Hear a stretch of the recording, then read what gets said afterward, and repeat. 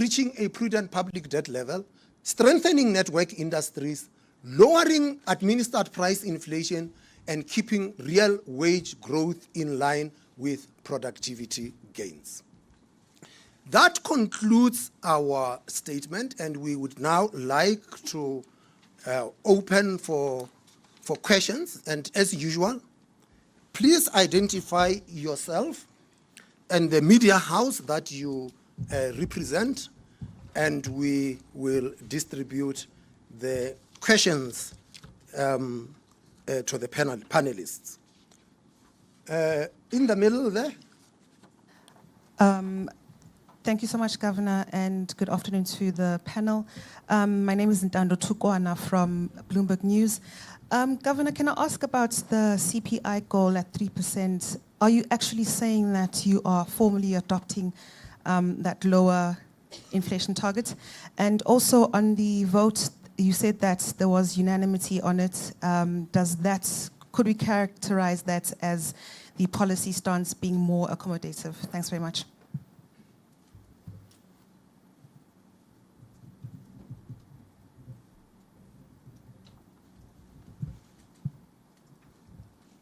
Is that the only question? Good afternoon, Governor. Moloko Moloto here from ENCA. You have always, as you said, been highlighting the benefits of lower interest, of lower inflation, in that they will lead to lower interest rates. But maybe one must just ask, the costs that would be associated with this change of on equilibrium change, as you intend to go for the 3% target. The other question really relates to the fact that you always adopt the forward-looking approach when you model inflation and as you set your repo rate. Given the complexities, the uncertainties that you are confronted with, how difficult has it become for you when you make your predictions?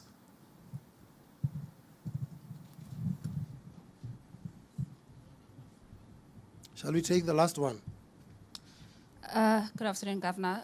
Palesa here from CNBC Africa. A number of economists argue that the SARB can... I didn't get your name again? Palesa. Palesa. From CNBC Africa. A number of economists argue that the SARB can cut rates deeper given the domestic demand and a neutral interest rate that is above 2% or 2% above inflation. What would be the risk of doing this in your view?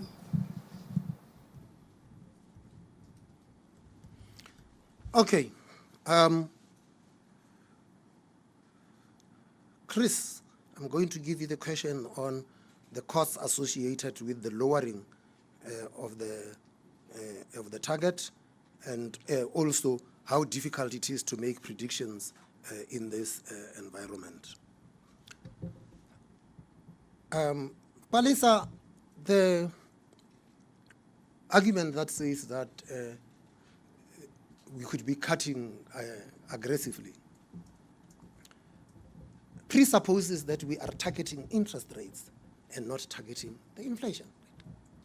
If you target the inflation rate, what you focus on is, as Moloko said earlier on, you are looking forward and say, here is our forecast for inflation and for growth. And based on that, you calibrate policy accordingly.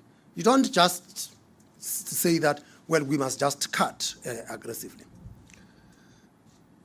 You will see in the statement that we had also put a new path for rates. And once again, understand that the quarterly projection model is just a guide, and that the stance of monetary policy changes from meeting to meeting in response to data.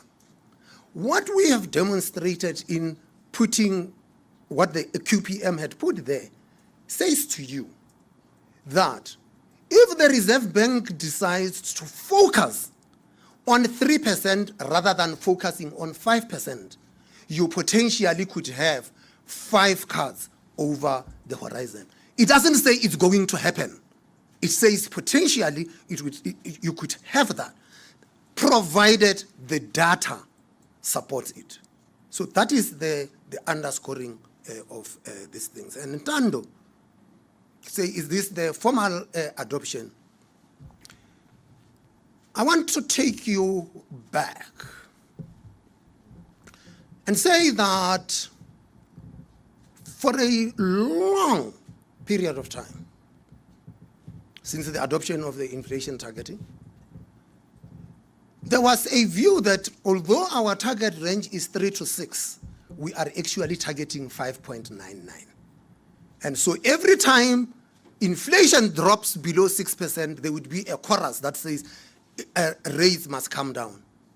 And the Reserve Bank obliged, thus reinforcing a view that said that the Reserve Bank is targeting 5.99. In 2017, in July, we took a view as the MPC that said we prefer inflation to be anchored at the midpoint of the inflation targeting range, which is 4.5. We have got evidence now. There had been significant learning since then. Inflation became less volatile, and inflation expectations converged to the more explicit target of 4.5.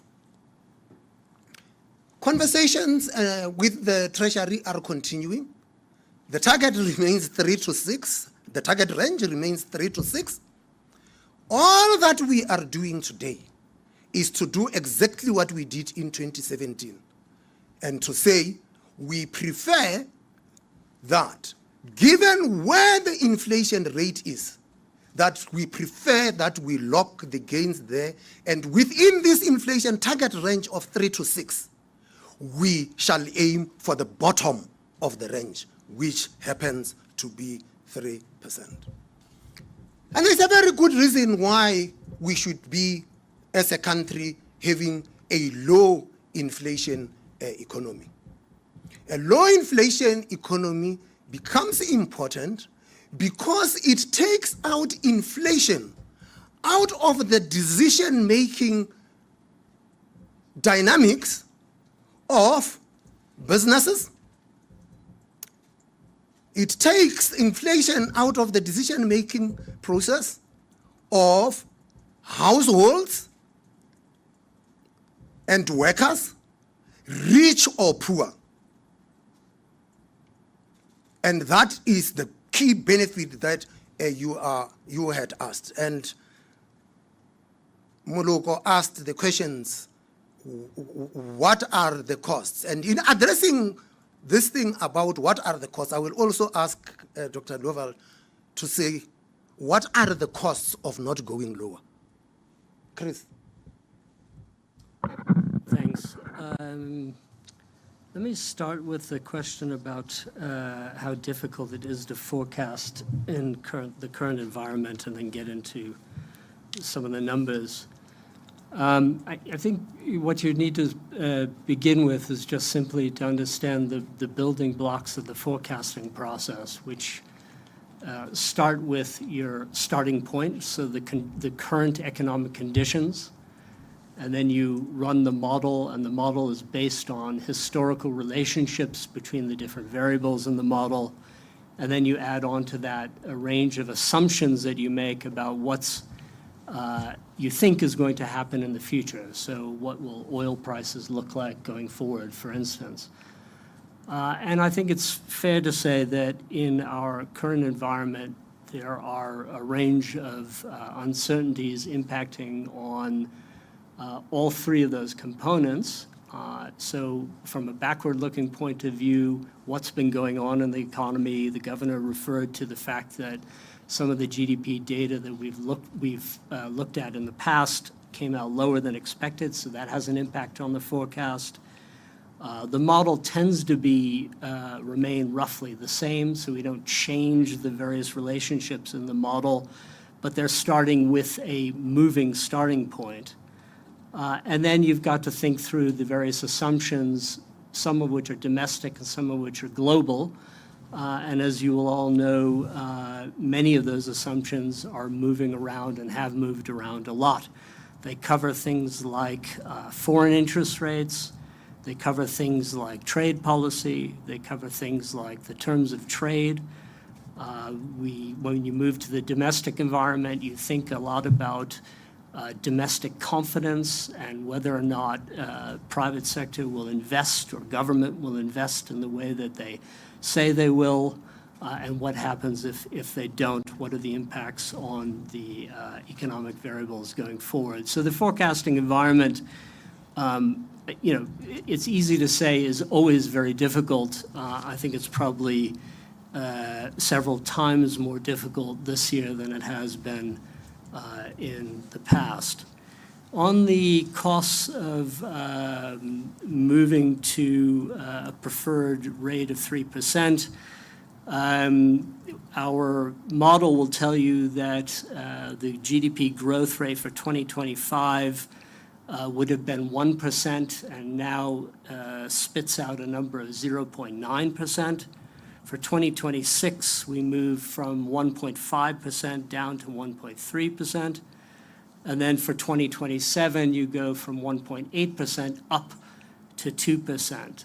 So over time, as the interest rate falls in line with falling inflation, you get a strengthening of the economy operating through credit channel, consumption, government spending, as well as investment. But it takes a little bit of time to get there.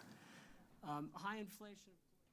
Okay, that's where we leave the monetary policy statement, the MPC, confirming that they've now cut, well, the Reserve Bank governor does that, they've cut repo rates now by 25 basis points, so it's now pegged at 7%. Bank's prime lending rate now is fixed at 10.50%, 10.50 for prime lending rate, but interest rates overall cut by 25 basis points now to 7%. We will get reaction from you, of course, but also from analysts right after this. If you think you cannot afford a lawyer, think again. Clientele Legal has made professional legal services affordable for you. Whether it's a civil, criminal, or labor-related matter, we have a nationwide panel of attorneys standing by to assist you. SMS SAFM to 32195. That's SAFM to 32195 and we'll call you back. Clientele General is a licensed non-life insurer and an authorized FSP. Standard rates and terms and conditions apply.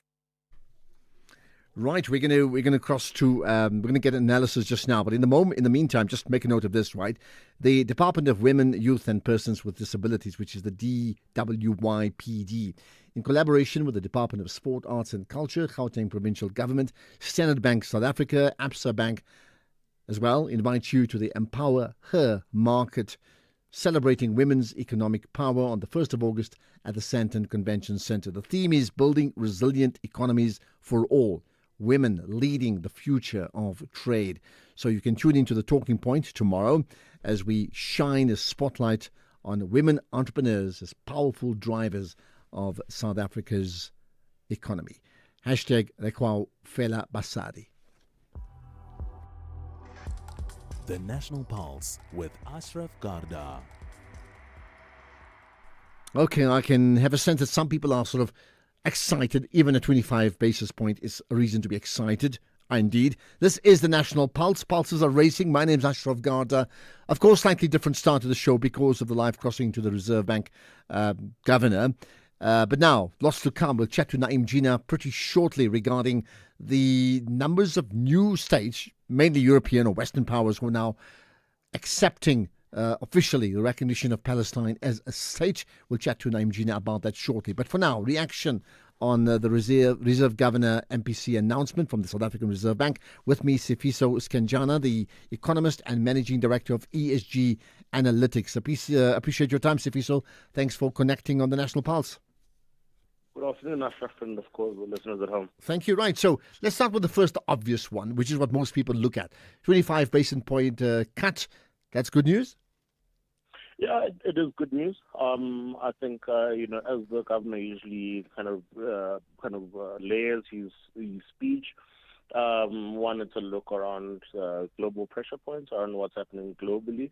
Of course, you did mention that we are exposed to supply side constraints, but also in essence that I think simply without using so many words, that we don't have a booming global market right now, and therefore the investors in essence won't inherently be punitive in terms of then the carry differential, which is in essence the cost of borrowing in South Africa, as well as the cost of borrowing in emerging in developed markets. And so certainly I think looking at all of the geopolitical pressure points, I think gave a little bit of reprieve from a South African point of view in terms of then being able to move, from then the modeling of what's happening in geopolitical context and say, well, ultimately, what does that mean from our inflation price path?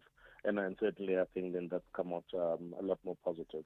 Because, of course, I mean, when a decision is made, and it's not just done by the Reserve Bank governor, lots of factors come into play in determining what they do, right? What did he explain about that, looking at the variables that come into play? Yeah, so I mean, as I said, is that it's economic growth, and so if you remember, the mandate of the Reserve Bank is price stability with a contextual view of sustainable economic growth, and so price stability is the core focus. And how do you achieve price stability? Is then it's managing the inflation number. And so that's in essence kind of call it the mecca of the monetary policy position is around then managing inflation or anchoring inflation. And in essence, what the governor even said is that then you would take out because when you're starting to think about, for example, the investment prospects of the country, you price in potential inflation because inflation can erode purchasing power. And so in essence, he's saying that we want to take out variability or risk around inflation and so anchor it at 3%. And in so doing, we can start then thinking about all the other variables, which is how does that enable economic growth, how does that enable investment planning, and of course, how does that support conversations towards attracting more foreign direct investments, because now there's more sense of certainty around pricing levels in South Africa. That's also then got implications ultimately on our currency, right? We do know that we have quite a bit of imported inflation because of oil prices, and so a stronger currency does then also improve the inflation reality in South Africa. And so anchoring inflation, I think, becomes the mecca, as I said, from a monetary policy point of view, as the thing that enables all the other moving parts to start moving positively for the economy. Okay, so you're speaking about, low inflation of 3%, right? And wanting to keep it there, because I think and to quote the Reserve Bank governor, he's talking about high inflation is retarding South Africa's growth. Give us a sense of what that means so that we can fully understand the variables that take place there. Yeah, I mean, I guess, we can quickly look at, one on two sides. So on the one side, and I did mention earlier on around the carry differential, is that a weaker currency is positive for your exports. And so for us as an exporting economy, particularly agriculture, deciduous fruits, automotive, we do get the export benefit from that. But also, as I said, we've got imported inflation from fuel and oil prices. And so you've got to, on the one side, understand the cost of inflation and the benefits the cost of a weaker currency that is, of course, on the back of high inflation. On the other side, and so in essence, it means that you might see more money coming, or more flow, or more speculative investors coming into the South African market because of that interest rate differential between borrowing in the US and borrowing here, for example. And so that speculative money, unfortunately, does not go into the real economy. And I think that's the thing, that we've seen that benefit, but that benefit is not actually trickled into the economy. A lower inflation reality is in essence comes at an immediate cost for the country in terms of expecting of economic growth, but what it does is that once you've anchored that 3%, as I said, it then creates certainty. And then there's a price to certainty. And so when you think about what we call country risk premiums, and so your country risk premium starts to drop, your cost of borrowing starts to drop, and we heard from the budget, for example, that 22 cents for every 1 rand that we generate from tax revenue goes into servicing debt. And so our cost on long-term bonds the yield starts to drop on those, and so the cost of borrowing starts to improve, and that ultimately means that you can access more markets as well. And so I think there's a short-term impetus that is a little bit painful, and I think the view is that we're already in a painful space, so let's take the pain now to create space for real investments, not speculative capital that then can come in and actually trickle into factories and real economy type stuff instead of financial markets. Okay, thanks for your input, Sifiso Skanjana. Much appreciate that. Was an economist and managing director of ESG Analytics. There we are, reaction from the Reserve Bank announcement that the interest rate will be cut by 25 basis points, basically 0.25%. Importantly, what do you feel about it? What's your reaction? Give us your thoughts on where we are. And that's not all. I mean, there's a whole lot of other issues that we may want to pick up on, and I certainly welcome your input on that. By the way, you also know that a lot of what we do is put up as a podcast. So many of the interviews we have now and throughout the show will be put up as a podcast, and the best way to do that is go to safm.co.za. That's the website, and then also it gets tweeted out very, very quickly if you follow our Twitter or X platform account, SAFM Radio. You'll find it. It normally gets put out about 10 or 15 minutes after the actual interview, sometimes even quicker than that. Either way, I mean, it's up to you, right? Still to come, we'll get reaction. By the way, lots of people want to talk about the Vodacom issue and the please call me, right? We'll certainly do that. We'll chat to Naim Gina as well shortly, Kaya Sitoli as well. And being a Thursday, we have that weekly update where we connect with Channel Africa as we count down to G20 November. Remember, don't forget that date, so we have another episode of that. Also, Nafisa Akbar will talk about this increased dependence, not just in chatting, but commercial or commerce regarding the use of specifically WhatsApp. So every reason for you to stay completely connected here to the National Pulse. Let's get the news headlines. It's 3:30. Here's Ondela.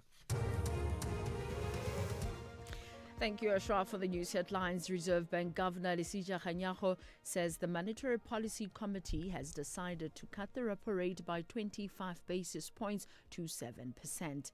This means that the prime lending rate drops to 10.5%. Kganyago was speaking in Pretoria. The MPC also cut the repo rate by 25 basis points at the last meeting. The Constitutional Court has dismissed the application brought by the Umkhonto weSizwe Party and its leader, Jacob Zuma, and ANC veteran Jeff Radebe has challenged the party to change for it to realize the objectives set out in the Freedom Charter. The document was adopted 70 years ago. A full update follows at the top of the hour. SAFM, guiding you through the rush hour traffic. Good afternoon. Starting off in Gauteng, the N3 N12 northbound in Germiston is where lost load is reported after Elands interchange. The M1 southbound slow moving towards Boysons. The M2 westbound in Crown has delays towards Main Reef Road, and the N40 northbound in Pretoria has delays approaching Kgosi Mampuru Street. In KZN, the N3 westbound, a stationary vehicle reported after Spaghetti Junction. The N3 eastbound has a vehicle fire incident reported before Key Ridge. All lanes are open. The M4 northbound is queuing at Umbilo and Umgeni Road westbound, slow moving through Springfield Park. In Cape Town, the M3 southbound slow moving towards Rhodes Drive and Victoria Road outbound, slow moving through Woodstock. With your traffic update, I'm Irma G. This is SAFM Sports with Doming Khapele. To me, all I know is if all else fails, go to the Springboks. Absolutely. A very good afternoon to you, Ashraf, and our listeners. Well, Springboks are concluding the first week of their Pretoria-based training camp today before players spend the weekend with their families. The squad will reconvene in Johannesburg on Sunday as preparations ramp up for their opening rugby championship test against the Wallabies. And head coach Rassie Erasmus says that the alignment camp has been crucial to re-establish the team's systems and shared understanding ahead of a demanding international season. We actually initially didn't have this week in as a camp. We just decided after the 4 games that we've played, giving the guys 2 weeks off before we go full on to the rugby championship. It's a bit too long. So this week basically has given us time to align a lot and go through every single facet of our game, and just to be 100% aligned between players, coaches and S&C staff and medical team, that all the players know exactly what we expect from them. In athletics, track and field athletes who want to take part in the female category in elite competitions will now have to take a gene test from September. That test will be in place for the World Championships, which take place in Tokyo from the 13th to the 21st of September. And if the athlete tests negative for the Y chromosome, they are eligible to compete in the female category in world ranking competitions. And if it is positive, they can only compete in the female category in non-world ranking competitions or in any other category other than the female one. In football, last year's MTN 8 finalists Stellenbosch FC are hoping to banish the demons of that October evening in Durban when they kicked off their 2025-26 season with a clash against Amazulu this weekend. Stellies lost 3-1 against Orlando Pirates with 2 late goals for the Buccaneers that day, and a decisive win against Usutu at the Cape Town Stadium will definitely prove to many that their route to the decider was not a fluke. Veteran goalkeeper Lee Langeveld says that they know what awaits them against coach Arthur Zwane's team. Obviously, top 8, anything goes. Amazulu, good team. Like I said earlier, they released a couple, about 15, 16 players. So they're also in a rebuilding type of phase. So hopefully that will work in our advantage. I think we're a settled team. We might have lost 1 or 2 players, but the new players that came in, they're looking sharp and they're ready to go. Elsewhere, Ethan Brooks is reportedly set to fly abroad tonight to hold talks with the USL Championship side. Brooks surprisingly cut ties with Amazulu at the end of last season, despite featuring in 25 matches from all competitions. It's a developing story and we'll definitely keep a close eye on that one. In rugby, British and Irish Lions coach Andy Farrell has made 2 changes to his side for the 3rd and final test against the Wallabies in Sydney on Saturday. With the series already won, Blair Kinghorn replaces James Lowe on the left wing and James Ryan comes in for Oli Chisholm at lock. Then in tennis, Emma Raducanu continued to build momentum before next month's US Open. This is with straight sets win over American Peyton Stearns, and this is at the Canadian Open. Raducanu progressed to the 3rd round with a 6-2 and 6-4 win.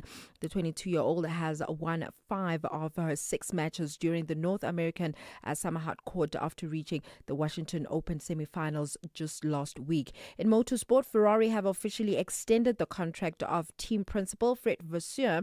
This is putting an end to speculations around his future at Maranello. Now, Vasseur's leadership has had he played a pivotal key in securing Lewis Hamilton's high-profile switch from Mercedes, and while Ferrari remained winless in 2025, the team praised his ability to build competitive structures and foster unity under pressure. Ashraf, before I leave, I'm sure you have seen some of the quotes.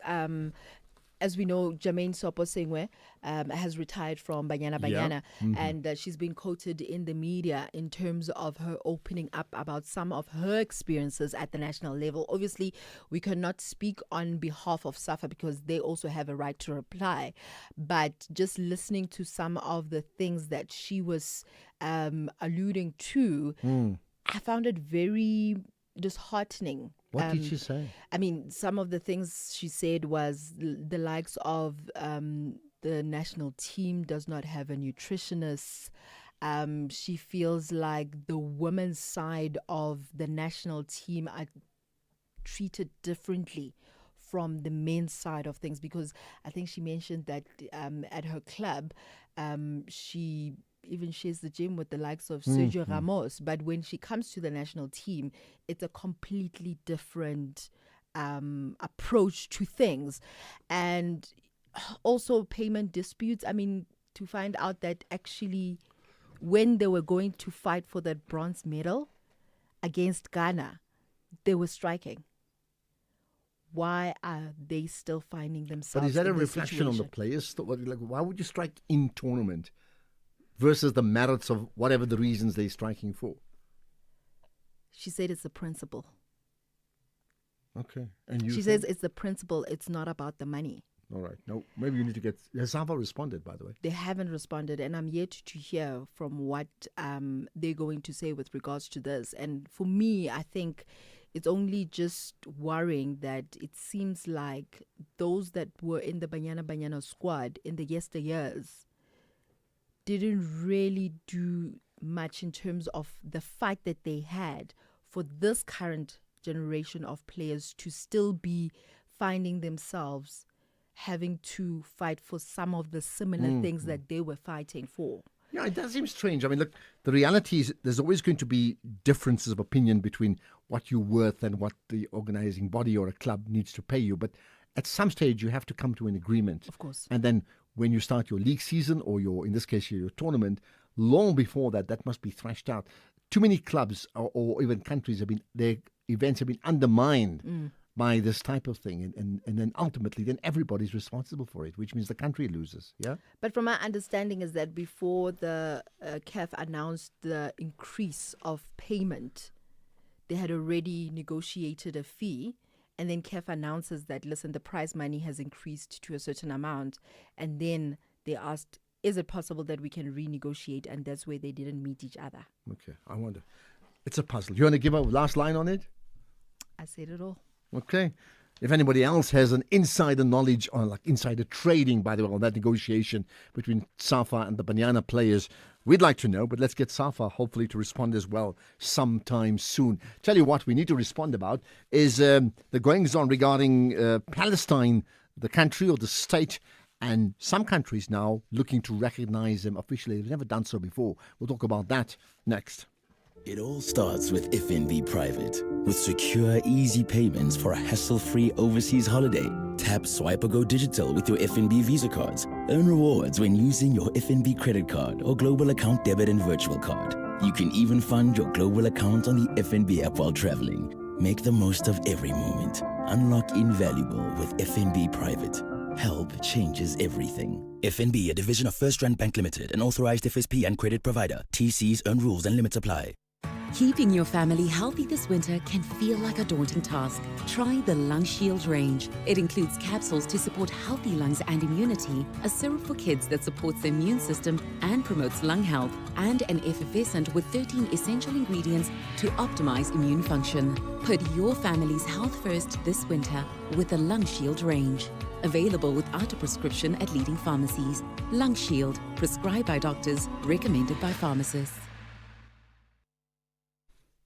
Right, so you talk from moving from football to rugby. You've been following that series, haven't you, called Chasing the Sun, and it's been on SABC Sport for the last few weeks, and it continues this Sunday. Now, remember, it's a reflection of the glory of the team in winning the 2019 World Cup. Fabulous documentary. So catch it this Sunday, once again, 7:30 p.m. on SABC2, and, you know, not just the victory and on television, but also if you download the SABC Plus app, then you can watch each chapter free, mahala, anytime, anywhere, no subscription needed. So there you are, Chasing the Sun, Sunday, 7:30 p.m. on SABC2.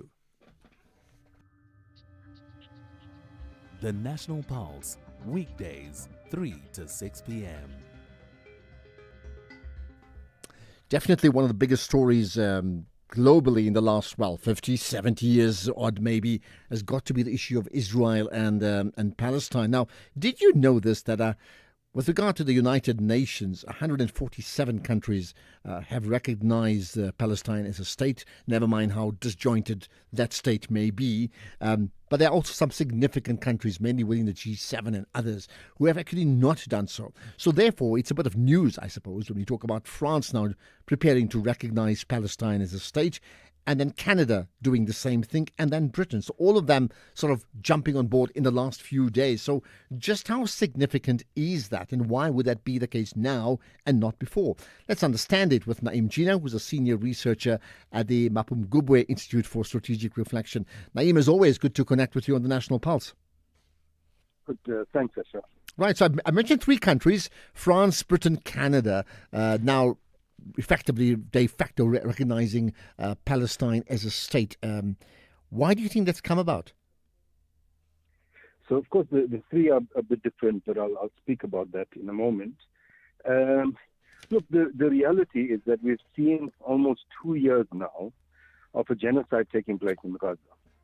The past 4 months in particular have been really extremely painful for many human beings, as well as massive violations of international law, war crimes, crimes against humanity, etc., and imposed starvation. We know that the UN has trucks on the borders waiting to go into Gaza that can actually feed the Gazan population of 2 million people for about 3 months.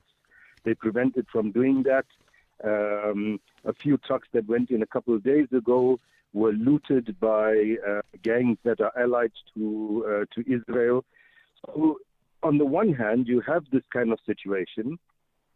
You have countries such as France, which is, an important country, a member of the G7, a member of NATO, has nuclear weapons, etc. Fairly rich country. A country like Saudi Arabia, a very rich country. And between the two of these and all of the other countries, in the past 4 months, they haven't managed to get a single bottle of water, morsel of rice into Gaza. And so they have this conference, which they spend, enough money to probably feed the population of Gaza for a day, and announce that they want to recognize a Palestinian state. It's not going to do anything. It doesn't feed the people who are starving, the babies who are dying right now, or their mothers who can't produce food. It doesn't do anything to stop it, but it makes them feel that they're doing something. Except that they're doing something, really, when you look carefully at it, is really more about Israel than it's about the Palestinians. So okay, tell me why. Why would you say that? So the conference, the French-Saudi conference, they had 4 thematic areas, and their declaration kind of reflects that. One is moving towards the recognition of a Palestinian state and a two-state solution. Okay, we know that, the Likud party has rejected that from its charter. It wants an Israel from the river to the sea. That's what the Likud says. Last week, the Knesset said that they're going to annex the West Bank. But nevertheless, the first point in there is a Palestinian state and two-state solution. Second point is that, or another point is that there must be a reform of the Palestinian Authority. Another point is that Hamas or the resistance must be disarmed. All right. These are and when they say that first point, recognition of a Palestinian state and guaranteeing Israel's security, there's no point there about guaranteeing Palestinian security. This is all about Israel. It's about giving in to Israel, making Israel feel good, ensuring that the resistance is called terrorist and they must disarm and all of that. So it's really about Israel. There's nothing that is imposing anything on Israel itself. But Naeem, how does this make Israel feel good? If I understand the point you made about Hamas and the Palestinians, but how does actual recognition of Palestine as a state, when you have not done so before, make Israel feel good? When, as you've mentioned, the Likud party has thrown that out, as well as the actual Israeli Parliament, Knesset, saying we'll annex further land. Explain, the contradiction there. So it makes them feel good because the whole discourse is centered around Israel. So it's about Israel's security. It's about Israel feeling comfortable. It's about what Israel wants. It's not really about what Palestinians want. Then if you go further and you look at the UK, I mean, Starmer made this announcement, and everyone says, he's going to recognize. No, he didn't say that he's going to recognize a Palestinian state. He said he will recognize a Palestinian state unless Israel allows aid into Gaza, Israel does A, B, and C, and they have until September to do that. So for the next 2 months, you can continue with your genocide, murder another 500,000 Palestinians, because according to some studies, the number of Palestinians killed in Gaza in the past almost 2 years is about 450,000. As much as that compared to like the 50, 60,000 that others talk about? The 50, 60,000 is from the Gaza Ministry of Health. Their figures, they're very strict about this. Their figures are only the number of bodies that pitch up at hospitals or people that die in hospitals. Mm-hmm. They don't count people that are buried under the rubble. They don't count people who have starved to death because of the blockade of aid, etc. So there's studies, for example, published in the Lancet Journal, the medical journal in Britain, that early this year estimated around 200,000 people killed.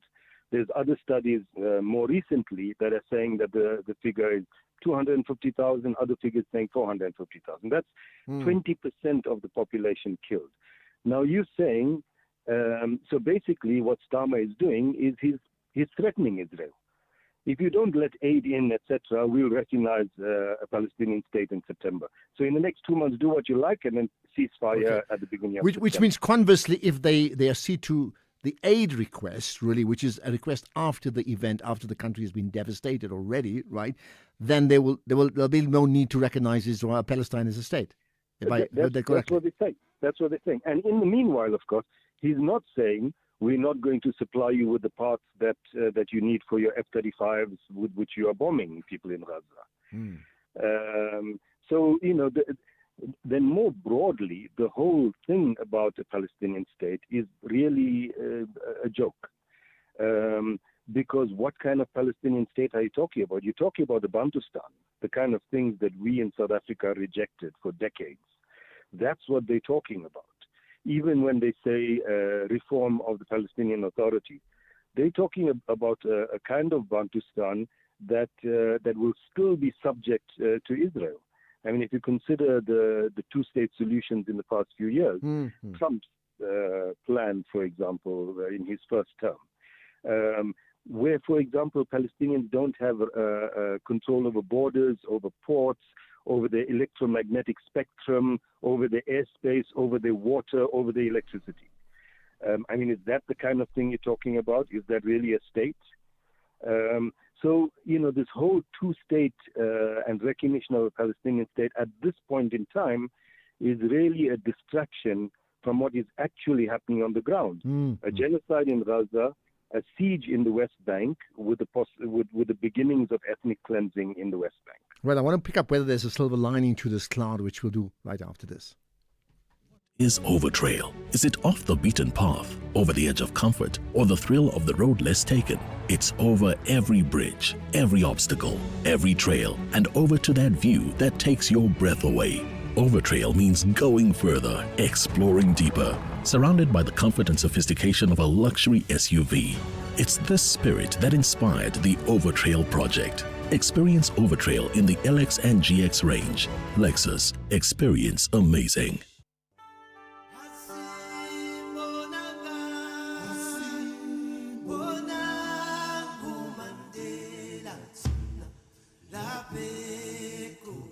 You are listening to SFM Radio, this Mandela Month. It is in your hands now.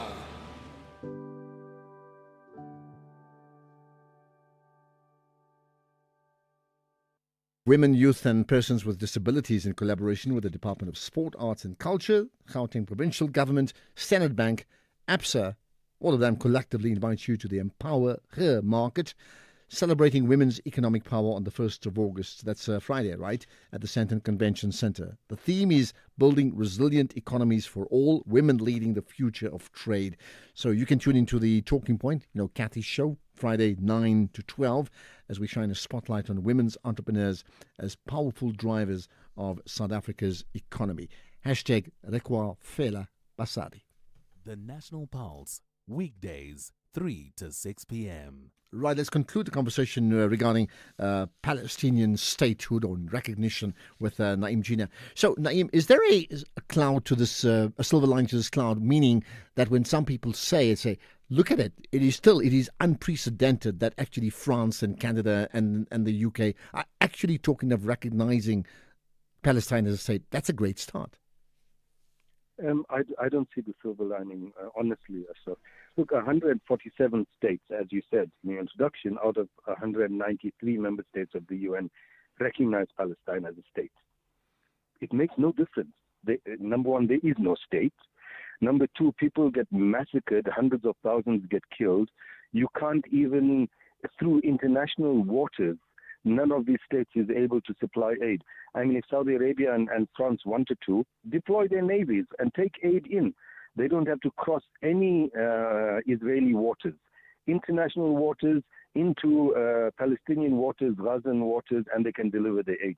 But they'd rather have a conference and say we'll recognize the Palestinian state, which, where is this state? Okay. So, frankly, I don't see the silver lining now. Right. Just lastly, what about internally within what is called Israel? Right. There's a sense, and give me some clarity on this. There's a growing number of people within Israel. Never mind the point you made about the Knesset, that is actually supportive of ending this war. Ending this position here where there's a genocide in the one place, there's the actual famine, so deliberate, killing people by impoverishing them, right? And that has to stop. To what degree is that happening within Israel proper?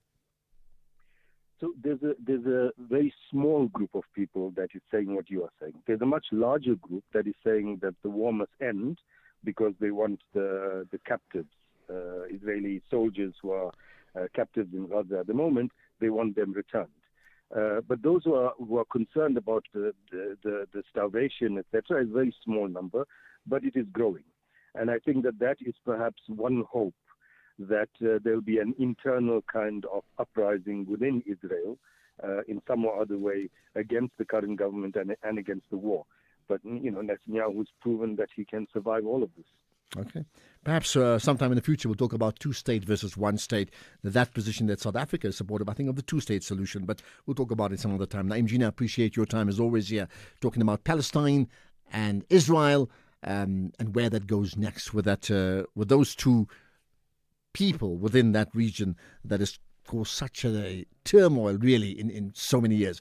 This is the National Pulse. Thanks for that, Naeem. Let's get to Kaya Sitoli right after this.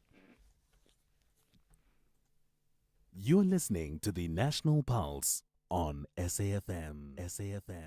Right, you may be aware of the company called Bain and Company, BAIN. Remember, they have been in the news for a long time, certainly with links to South Africa, and they suffered serious reputational damage in this country for their involvement regarding in the state capture scandal. Now, we understand that Bain and Company have decided to shut down its consultancy operations in South Africa. So what are the implications of that? Let's get the thoughts of Kaya Sitoli, who's an independent analyst. Kaya, as always, good to connect with you on the National Pulse. Thank you and good afternoon. Thank you. So let's get to Bain. Why? How significant is it when we say they've shut down operations in South Africa? It is quite significant because Bain is really one of the biggest three management consulting companies in the entire world, and obviously on the back of their reputation, they do tend to score the most lucrative contracts. It was also on the back of that reputation that they did indeed score that contract with SARS, which turned out to be their fall. And what has then happened is that South Africans have quite extraordinarily pushed back against the continued presence of Bain in the South African market. They were banned by National Treasury and they obviously appealed that, but I think the consensus was that no one should really be associating with them, and it really turned out that there were so few people willing to be seen with them or seen to be working with them. Their business model was no longer feasible in South Africa, so they've had to shut down. So look, normally when we find out that a company is, like, say, divesting, it's a case of we don't want to lose them, right? Is this a case of, in fact, it's good for South Africa that they are pulling out? I think it is good for South Africa, and why it's good is that in the South African context, we've struggled to hold those that perpetrate white-collar crimes accountable for what they've done.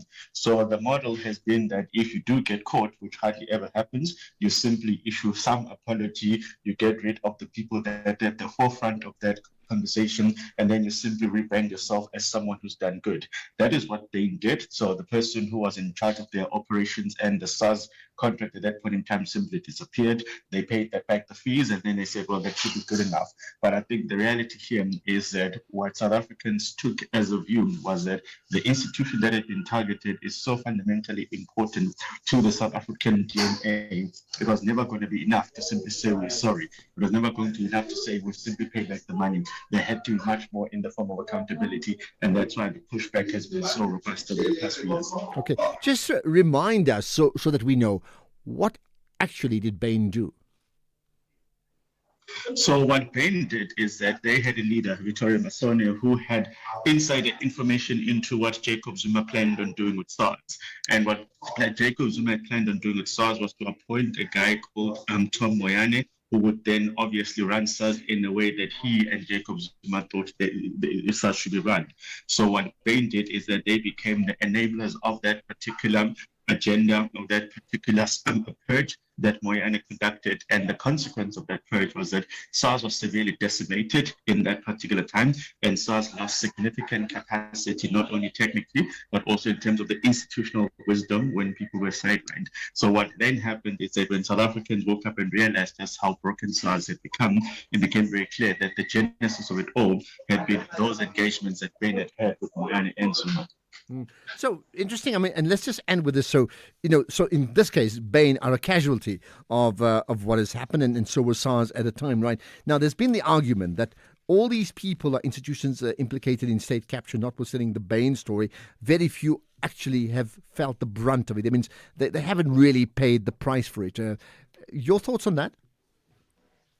Well, I think that is true, because what you've seen is that across the landscape, all of those that became the enablers, whether it was the lawyers, whether it was the auditing firms, or whether it was the consulting firms, very few of them have been held to the standard of accountability. Most of them have simply argued that, well, whoever was in charge did not do so on the back of our support as an institution. They had simply gone rogue. And that's a defense that all of them have gone with. But in this instance, it's become very clear that we need to be able to say that, well, if a person worked in your institution and used your brand and your brand equity to execute this, surely you as an institution cannot claim to be wholly innocent of this all.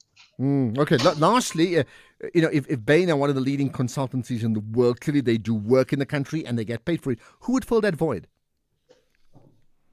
No, there will be no void, because the world that we live in is so diverse. There are many firms that are in a position to offer consulting services. What tends to be an issue is that these big brands, the big three in particular, tend to have the greatest brand equity. So a lot of people tend to gravitate towards them. There isn't anything remarkably complicated or remarkably unique about the work that Bain used to do that cannot be taken over by anyone. So there is no void that South Africans are going to suffer from now that Bain has decided to exit the market. Okay, well, thanks for that consultancy report, Khaya Sithole. Much appreciate your time here on the National Pulse. Interesting in terms of where Bain and company are now headed in the light of what has happened. Thanks for that, Khaya. Let's get to the news now. It's 4 o'clock. Here's Ondela.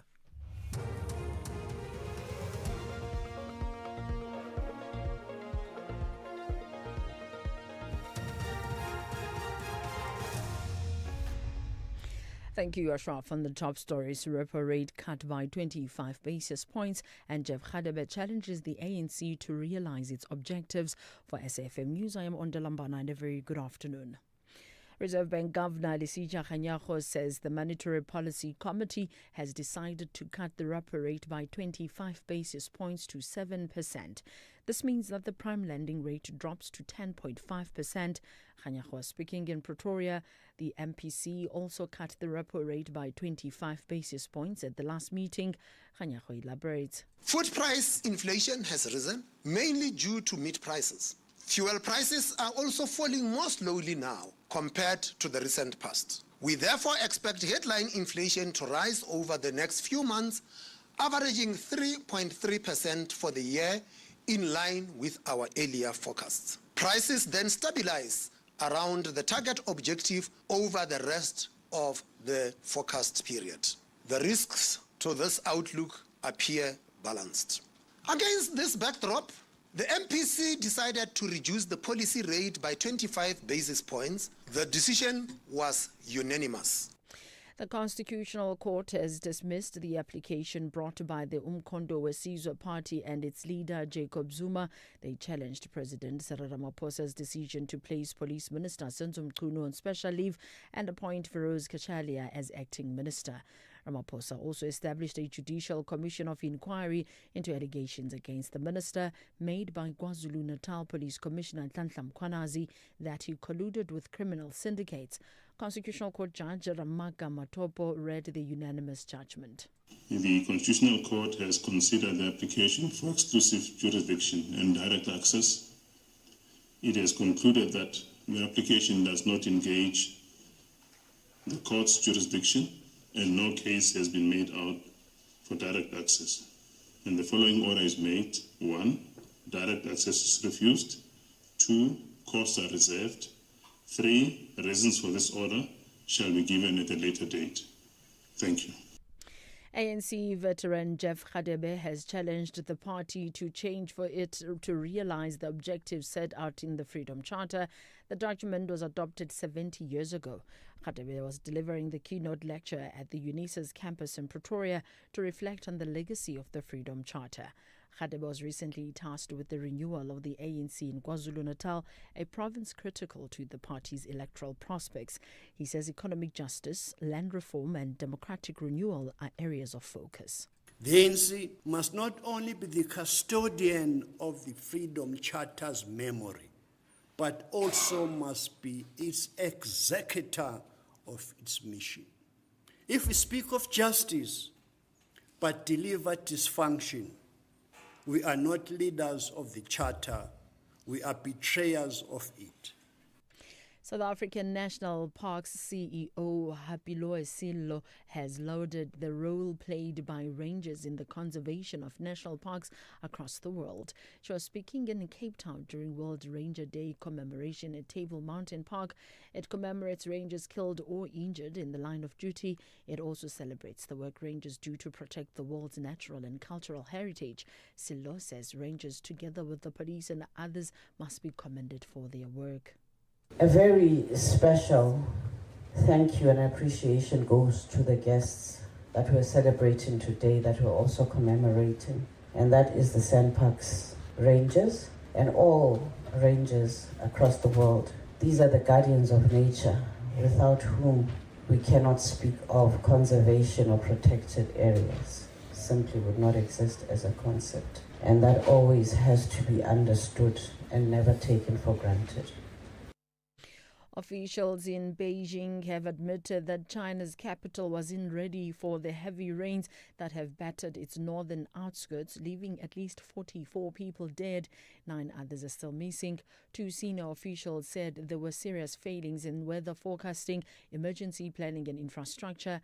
Tens of thousands of residents have been evacuated across Beijing, with roads and power supplies disrupted by the storm. The Communist Party leader in the Mian area says it was a tragedy. There were gaps in our preparatory plans. Our knowledge of extreme weather was lacking. This tragic lesson has warned us that putting the people first, putting human life first, is more than a slogan. Recapping the top story, Reserve Bank Governor Lesetja Kganyago says the Monetary Policy Committee has decided to cut the repo rate by 25 basis points to 7%.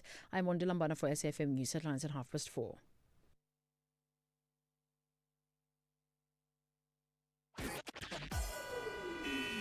SAFM, guiding you through the rush hour traffic.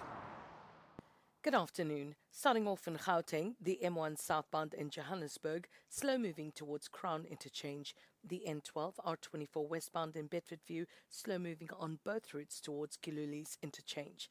And Eskem-Pahleli Drive northbound in Pretoria has delays towards Moot Street.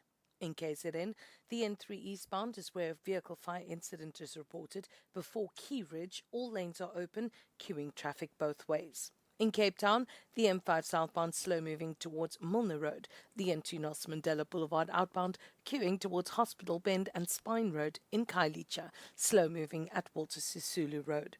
With your traffic update, I'm Irma G. In sports, the Sawa Sun City to host the inaugural Wheelchair Basketball World Championships, and the Bok women welcome back a few stalwarts for their clash against the Black Ferns. More details at 4:30.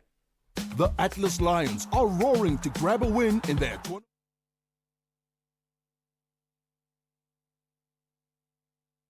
The Atlas Lions are roaring to grab a win in their tournament opener. Meanwhile, the Angolans refuse to bite the dust. This is the Total Energies African Nations Championship 2024. Catch Morocco versus Angola this Sunday, 3 August at 5 p.m. Live at your fingertips on SABC Plus and SABC Sport on DTT Channel 4. Proudly brought to you by SABC Sport. For the love of the game.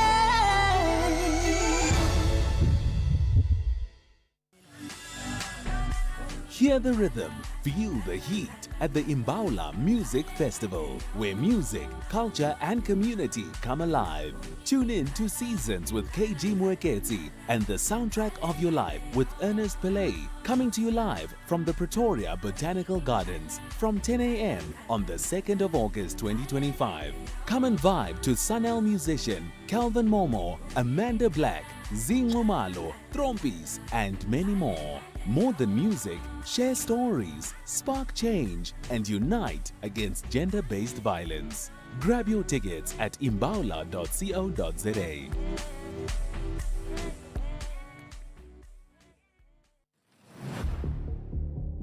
Gender-based violence is destroying lives and tearing communities apart.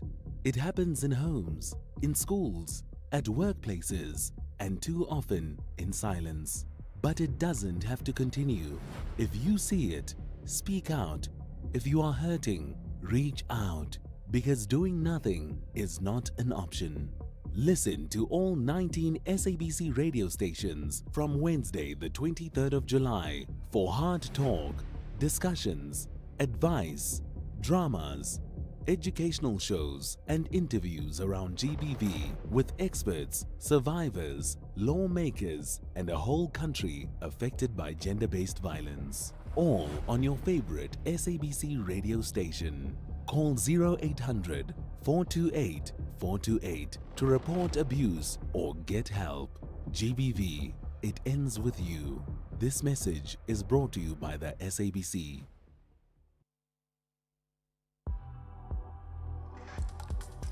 The National Pulse with Ashraf Garda on SAFM. You're listening to the National Pulse, weekdays 3 to 6 p.m. Right, you know the story that every Thursday we have that connection, that unique connection with Channel Africa as part of the countdown to G20. So that comes up shortly. But to get us there, let me hear what you have to say. And there's lots of comment about some of the issues we've talked about, including interest rates and Israel-Palestine. Benzita in Joburg, go for it. Hi. Hi, Ashraf. Hello. Thanks for taking my call. Pleasure. Ashraf, I'd just like to raise 2 points in connection with what your guest spoke about. The first is that the war in Gaza could end tomorrow, today.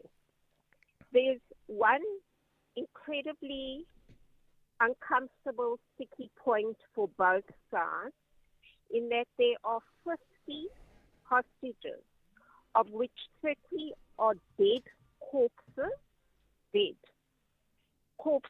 held for 660 days, a bit over 660 days, and they are only men who have been the last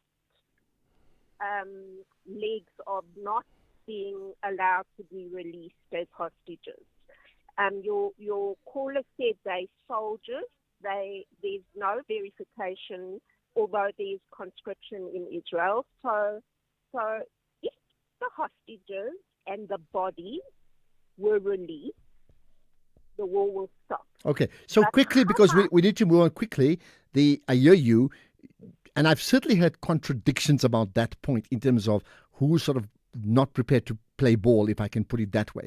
But in the question of the conversation we've been having regarding recognition of the state of of the state of Palestine, right? Do you think it's only linked to that, only linked to the hostages, or is there more than that? You mean the question of a two-state solution? Well, Or not having a not so much the two-state of recognition of the state of Palestine, because that was the basis of our conversation today. I think it's an exceptionally complex issue. In 2005, Gaza was a fully fledged state that Israel left, took 8,000 Jews, some screaming and shouting, and left Gaza. For the 20 years, which your caller also didn't mention, Hamas has built an underground maze of tunnels. So, you know, in a Western functioning thinking space, even in South Africa and Africa, you get billions of dollars from the United Nations. We should be building hotels, skyrise buildings. All right. Benzita. Academia, not tunnels under the ground. So if you want to know about a recognition of Palestine, why didn't it happen in 2005? Okay, let's put it at that. You put it on the agenda. Thank you for that. We're going to move on because we need to cross to Channel Africa pretty shortly. Michael in Quebec, go for it quickly. Hi. Ashraf, you know, when you have a brutal genocide and annihilation of people that's been going on for almost more than 50 years, right? And then you have countries, as we speak today, right? Children and women are being killed right in front of our eyes, the whole world, right? And when you have countries saying, oh, we're going to recognize the state, but they are not going to stop what is happening for all these years. It's gimmicks and optics. Let's not be fascinated or, something is happening. Let's forget. Okay, gimmicks and optics. Got that, Michael. Thank you for that. Yes. Right, quick call we can take before we cross to Channel Africa. Rex in Leidenburg, go for it, Rex. I wanted to know why Hamas didn't release the hostages. Secondly, does Hamas accept a two-state solution? Thirdly, I've been following Aga Khan. Aga Khan has taken Islam into the 21st century. So if there's anybody out there that wants to know where Islam should be, look up Aga Khan on YouTube and just follow him. Okay, got that. But maybe on the Aga Khan, how do you decide where others must go? I mean, it's like saying everybody must vote for the ANC because that's the only party that will give us peace, and don't vote for anybody else. How do we really know that? Okay, but fine, I hear that. There's further comments from others as well, and there's voice notes, and you know the story. You can tweet us anytime, hashtag the National Pulse at Inantec SFM Radio, and me, Ashraf Garda. You can also WhatsApp, voice note. If you're doing that, 30 seconds max, or you can send us a text message as well. We'll certainly pick it up. Right, let's now do what we do every Thursday. We connect with Channel Africa.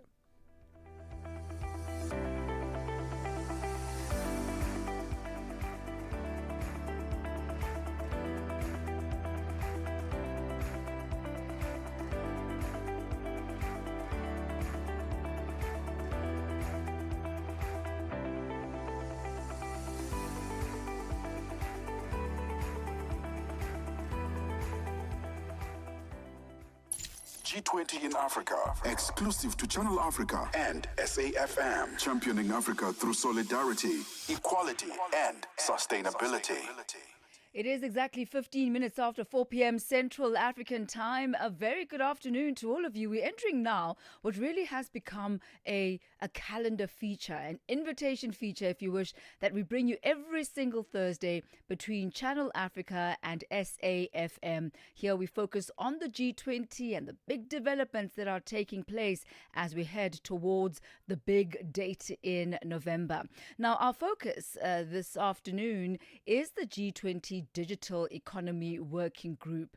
And Ashraf, as you know, and good afternoon to you as well, this group has been focusing on digital public infrastructure, and this as a key driver for inclusive and sustainable development within the group's economies. Now, South Africa's presidency aims to leverage digital public infrastructure to address regional as well as global digital divides, particularly on the African continent, and clearly also to ensure that digital transformation benefits every single citizen. Well, let's find out more about that. I mean, of course, what does it really mean? Digital platforms, e-payments, digital IDs. I mean, I can just go on. I would think every aspect of our life is now affected by digital in some form.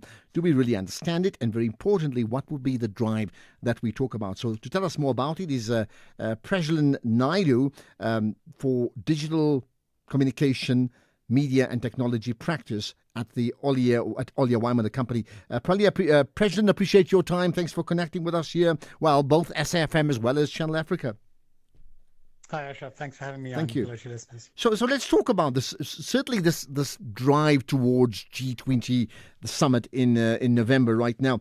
In terms of finance and priorities around the digital public infrastructure, right? Give us a sense of what should be the priorities and how should that play out? Yeah, thanks, Ashraf. I think South Africa's presidency of this G20 really gives us a once-in-a-generation chance to convert global attention on these financial architecture and digital infrastructure into tangible economic and social gains for Africa as a continent. And I think the focus on digital public infrastructure is really going to be critical to that. I think you mentioned it in your intro that we could be left behind in the digital divide as a continent if we aren't able to start to participate in the digital economy. And I think there are three things really that enable us to do that, right? Really a low-cost digital ID, a payments wallet that's interoperable, and data that is portable and shareable. I think these are the three keys to it. If you think about our continent, by 2050, every third person aged between 15 to 24 will be African. So it's important that we are able to get them into the digital economy and really maximize that demographic dividend that we'll experience. And on that note, how can South Africa use its presidency? And I think you alluded to this at the start of your answer, Mr. Naidu. How can the country influence the global digital policy on behalf of the global South? Do we have the advancements ourselves? Do we have the policies ourselves? Do we have the leadership to be able to drive discussions on that level and to actually implement change that will be of global consequence and influence? Yeah, absolutely. I mean, I think South Africa is chairing the G20 finance track. We're already a BRICS member, and we're essentially Africa's gateway to the G20. So I think that triple mandate really does let us act as, if you like, the global South switchboard operator on kind of digital rules. And do we have the capabilities? Absolutely. If you just look at our SARB's rapid payments program and our digital RAN sandbox, that gives us real world credibility. We've actually implemented these things. And if you look at things like POPIA, which is kind of world leading in terms of protecting data and kind of really balances innovation with rights. So yeah, I think we can champion a lot of these causes at the G20. Well, we thank you so much, Mr. Prajlan Naidu, for your insight this afternoon as we just take a sneak peek into the digital economy and how digital public infrastructure can really drive this sustainable development for the Global South. We thank you very much for your time this afternoon. Thanks for that, Tommy. Now, there's more besides just the digital economy. What about women and women empowerment? And I think it's very topical for us because it's the end of July. What happens in August? It's Women's Month in South Africa. So not just for South Africa, but for the world. What's the plan? So the G20 meetings, there's been many, right? This one is really interesting. The G20 technical meeting of the Empowerment of Women Working Group that seeks to address financial inclusion of and for women. And also, again, issues of policy perspective on the care of women for paid and unpaid work. So, again, big responsibilities coming out of that, Tommy. No, certainly. And as you rightly said, Ashraf, there's a huge focus in South Africa specifically around women. But it's not just about the month of August, but it's really about using this month of August to put together the kind of ladders and the kind of steps that will propel women forward in all areas of their lives. And we're happy to have with us this afternoon South Africa's Minister for Women, Children and People with Disabilities, Minister Sindisiwe Chikunga. Good to have you with us, Minister. Welcome to SAFM and Africa in Business. Thank you for having us, and good afternoon to you and your listeners. And perhaps a good starting point for us is an understanding of why promoting financial inclusion of and for women is key for the G20 Empowerment of Women Working Group meeting. It is important for us. These are the priorities that we identified for ourselves. They are three indeed. One is care economy, then it's financial inclusion, and then the third one is gender-based violence and femicide. We've looked at what women's problems and issues are with regards to women empowerment and transformation per se. And we found that the issues of finance are a barrier to women. And that is why we therefore have said we've got to ensure that women are included when it comes to finances. This will talk to women being included to issues of having access to loans, having access to credits, having access to land, having access to market, having access to anything that will assist them to make money out of what they are doing as entrepreneurs, as women, as empowered women, whether they are employed or not. We've looked into those issues, and also to say many a times the situation for women, in fact, the barriers are quite many. For instance, if they are to make loans, go to bank or financial institutions to borrow money, they are demanded things such as collaterals. And we all know that women for quite some time could not own property. And therefore, such demands or requirements exclude them. So we said we need to put this on board so that, if possible, countries in the G20 can advocate for tailor-made requirements for women so that they're able to access finances, but also they have access to support that they require when they open businesses, but also they have access to market, that they will have that from the time they have an idea, the support that they require from the time they formulate an idea up until the market. Let me come in, Minister Chigunga, on this issue. Now, clearly, it's important for women to be empowered and it's important to drive gender equality. I think that's a given. But when we talk about a policy, developing a policy perspective, what does that actually mean, developing a policy perspective? And then help us understand how doing that actually advances the issues of women empowerment. If we talk about these things and they will never be implemented and there will not be any possibility of enforcing them. So as we discuss these things, we've actually had now 3 technical meetings discussing the issues of financial inclusion for women. Then it is important that we then formulate a policy that will be known by everybody first in the country, but also encouraging other member states to do the same, those that may not have such policies. Then, of course, we also can beef up the policy that we already have. For instance, in South Africa, we already have an act, for instance, on public procurement, which actually set aside 40% for women. And we are busy with regulations so that that act can then be implemented and be enforced, for that matter, by both the public sector and the private sector. But of course, there might be other things that we are learning about during our tenure that might also require other policies and the beefing up of the policies that we have, including the beefing up of the very act that I'm talking about, so that it is more practical, but also it is biting and can actually deliver on what we are talking about. So yes, the policies are a required instrument for government to ensure that things get implemented. And if, say, the policy is not being implemented, then you enforce that policy by actually developing or making it an act which can then therefore be enforced.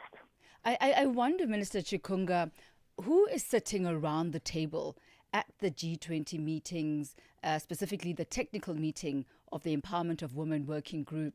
In South Africa, we've got your portfolio, which is Minister for Women, Children and People with Disabilities. But who are the other stakeholders? Do the other countries have similar portfolios such as yours? Some, they even have just a minister for women, other countries.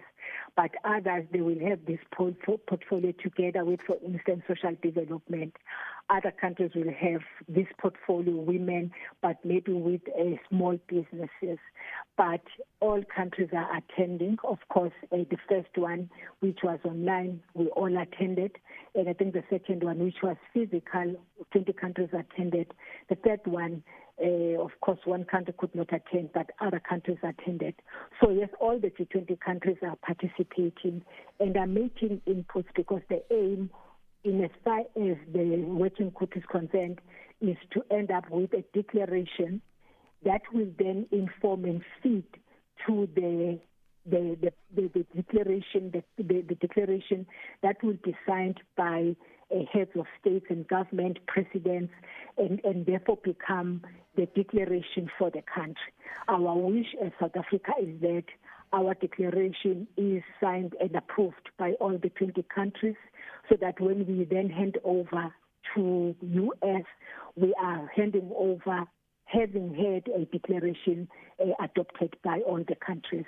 Okay, that's the wish list. Much appreciate your time, Minister Sindisiwe Chikunga. That's South Africa's Minister for Women, Children and People with Disabilities. A very important conversation around the digital economy on the one hand early on, and then women empowerment. Tommy, it's always good to connect with you, and we'll do it again next week. Yeah, Channel Africa, SAFM, connecting on the road to G20. Certainly looking forward to that, Ashraf. You have a splendid one further. That takes us to 28 minutes after 4 p.m. Central African time. This is Africa in... All right, let's do this from our side. I certainly want to hear what you have to say about some of the other issues. And by the way, we'll be chatting to Nafisa Akbar coming up around 4:45. Why? In fact, about e-commerce being driven through WhatsApp. It's exactly the type of things we've been talking about now to a large degree. Let's see if I can pick out some of your comments on the WhatsApp comments in some of the issues that were raised. Okay, right. There's been further comment on the issue we touched on regarding Palestine too. No, I think I'll tell you what. Good afternoon, Ashraf. The hypocrisy never ends. This has absolutely nothing to do with recognizing a Palestinian state.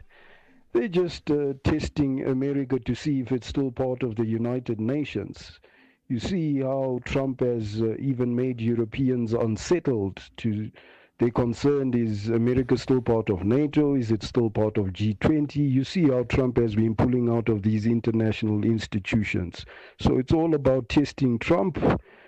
This is hypocrisy. Thanks, Lionel Woodbank. Thanks for that, Lionel. I wonder if others agree. Are we having like a Trump Brexit that's playing out, accepting it's on his terms on this one? Yeah. Here's one, Ashraf. Another loss for Advocate Mpofu. I'm not a lawyer, but I know that the president can't fire a minister on the basis of allegations that are untested yet. Referring to, of course, the now former Minister of Police, right? We'll pick up on that story as well as soon as we can. It's 4:30. Here's the news headlines. Thank you, Ashraf. On the news headlines, Reserve Bank Governor Lesetja Kganyago says the Monetary Policy Committee has decided to cut the repo rate by 25 basis points to 7%. A new charge of attempted murder has been added to those faced by 4 accused allegedly behind a viral video which shows a child being instructed to light and smoke mandrakes. And Ukraine's parliament has voted overwhelmingly in favor of President Volodymyr Zelensky's bill to restore the independence of 2 key anti-corruption agencies. A full update follows at the top of the hour with Greg Hoos. SAFM, guiding you through the rush hour traffic. Good afternoon. Starting off in Gauteng, the N1 northbound in Pretoria has a crash reported on the link to the N4 East. The N1 southbound in Midrand queuing towards Buccleuch interchange, and the N1 southbound in Sunninghill has a crash reported at Rivonia Road. In KZN, the N3 westbound, a stationary truck before Keyridge, the N2 southbound queuing towards Spaghetti Junction, and on the M7, truck congestion reported South Coast Road, and you asked to expect delays. In Cape Town, the N7 northbound in Dunoon is slow-moving at Molibongwe Drive off-ramp, the N1 outbound slow-moving towards Okavango Road, and Campground Road is slow-moving between Mariendal Avenue and Main Road in Newlands. With your traffic updates, I'm Irma G. This is SAFM Sports with Doming Kapele. Shumi, I can tell you now, we haven't played them, but there's been so many people talking about Banyana and the conversation you and I had, which we'll try and play just now. But you've got news about basketball. Yeah, South Africa will host the International Wheelchair Basketball Federation 3x3 Open World Championships for the first time at Sun City from tomorrow until Sunday. The men's tournament features 14 countries divided into 3 groups, while 8 nations split into 2 groups will compete in the women's competition. Now, South Africa will field teams in both divisions, and here's CEO of Wheelchair Basketball South Africa, Charles Saunders. All the teams that start arriving on the 30th, and they'll be transported up to Sun City on the 31st, where we begin what is known as classification testing of athletes with disability. Thereafterwards, once the classification has been completed, on the 1st, 2nd and 3rd, we go into the games and we will crown the champions on the afternoon of the 3rd. Live stream will be taking place for all games, and we will send out the link through to everybody with regards to the live stream. But what we can say is we have 14 men's teams from all over the world that will be in attendance, and we have 8 women teams that will be in attendance that represents the Americas, Oceanasia, Africa, and the European continents. Big tournament. Come out and support us. In football, Kukune United captain Linda Mtambo says that he sees the upcoming 2025-26 season as one that could potentially end the trophy drought. Babina Nogo have been the usual suspects close in the title race as well as domestic cups, only to fall behind when it matters the most, leading to a change of coaches and player exodus. And Mtambo says not this time around. Yeah, I think it does. Bodes well for us. Challenging for Honours this season. Because there's been, continuity within the club, just getting to understand the coach's philosophy from last season, to now. I think having a 6-week preseason where we actually worked on a lot of things, tactically and just individually with the coach, trying to improve us as players and collectively as a club. So I think we are just on the right track. Still have 2 more days to plan properly and prepare well, for TS Galaxy, and yeah. Hopefully this becomes, a successful season where we get to win honours. In the meantime, the Premier League is likely to trial referee body cameras during the final round of matches at its Summer Series event in the US on Sunday. World governing body FIFA allowed the cameras, which are attached to the referee along with his microphone, to be used at the recent Club World Cup. And today, international lawmakers, IFAB, confirmed the trial can now be extended to competitions for professional teams outside of FIFA competitions.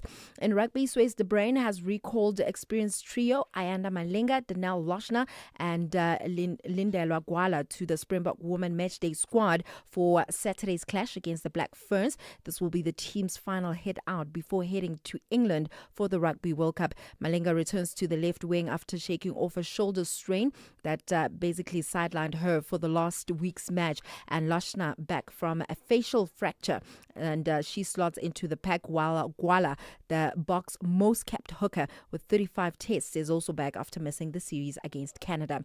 In tennis, Stefanos Tsitsipas has brought his father Apostolos back as coach. This is after ending his brief partnership with Ivanisevic. Tsitsipas ended his collaboration with Ivanisevic, who helped Novak Djokovic claim 9 of his 24 Grand Slam titles last week after less than 2 months. Tsitsipas, who is the 2021 French Open and 2023 Australian Open runner-up, has tumbled to 30th in the world rankings and has failed to get beyond the second round in the first 3 Grand Slams of the season. Ashraf, are we going to be playing those voice notes? Maybe let me play one now. I think, if there's time, let me just check if we can play.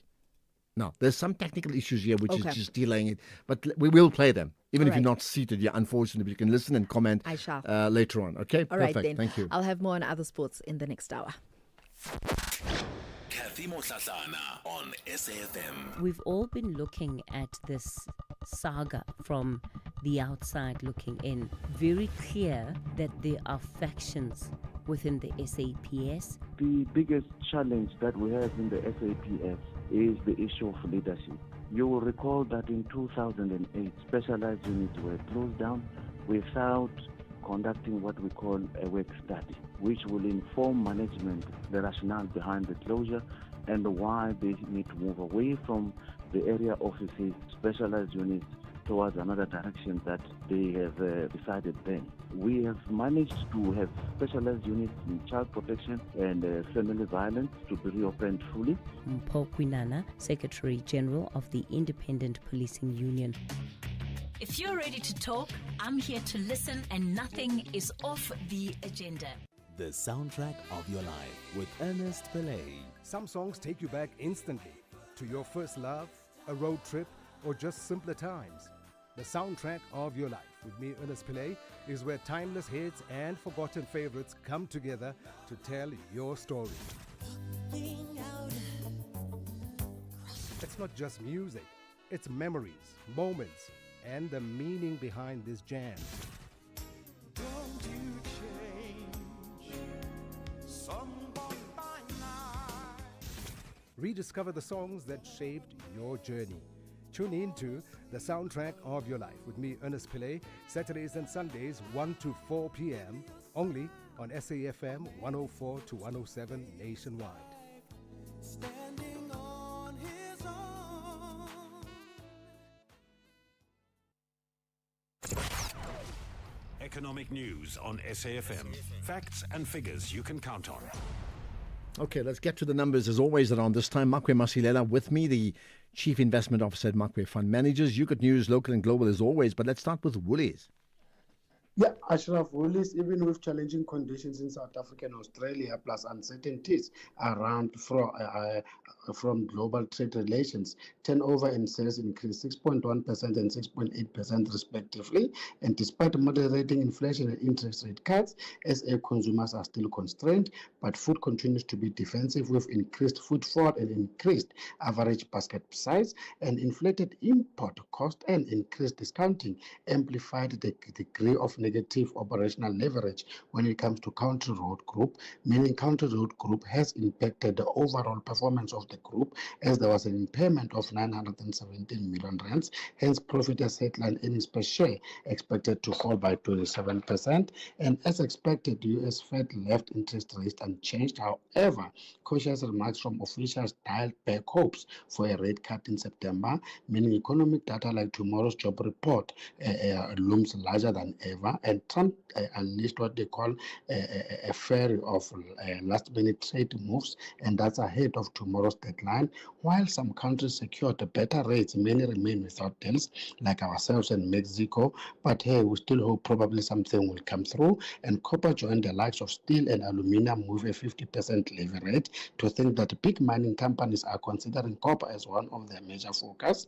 And meeting our wishes, our interest rate were lowered by 25 basis points, and a knee-jerk reaction was the rand, which managed to regain some of the earlier losses, almost 7 cents. And oil prices fell as traders weighed Russia's supply risk, coupled with a surprise build when it comes to U.S. crude stockpiles. Brent crude is down 0.7% at $72 a barrel, and yellow metal rebounding from 1 month lows as trade jitters intensified, and that's ahead of tomorrow's deadline, stoking safe haven demand. Gold is up 0.8% at 3,302, but platinum is down almost 0.5% at $1,296. Ashraf, global markets are mixed with the JSE down 0.6%, mainly because of our resources, which are down 6%. As we're talking, the rand is now only down 0.5% versus the US dollar at 18.08, 23.88 against the pound, and 20.67 against the euro. Perfect. Lots to consider coming out of that. Makwe, thanks for that. We'll chat to you tomorrow, but of course reminding you that catch the markets, 1 hour of it with Jimmy Moyaha from 6 to 7 tonight, as he does every single week night. Talking of markets, what about the WhatsApp driving everything you do? We'll talk about that next. You're listening to the National Pulse on SAFM. SAFM. All right, let's pick out some of the comments you've had, you've made, because you run the Pulse. I know that. Interest rates, here we are. Good afternoon, Ashraf. Nico here from Midrand. I think as a consumer of credit, I welcome the SARB's decision to lower the interest rates, and also to mention that we can expect more lowering of these interest rates so that the repo rate sits below 6%. That is encouraging for spending as well. Thank you. Okay, there we are. I think your point reflects what many people think, as it does move your pulse when interest rates sort of drop off. We touched on Banyana. Here's one. Hi, Ashraf. No, the Banyana girls played really, really well for us. Bafana, that's another story. But really, it's obviously totally unconstitutional if they're not getting treated in exactly the same way. So I don't see that there should even be an argument. Okay. In fact, I don't know the details, and I think that's the point that Tumi raised. We need to find out more about what exactly are the issues, and the only way we know is, well, if SAFA responds, or we get them to respond, because I think they ought to. They need to do that. Good afternoon, Ashraf.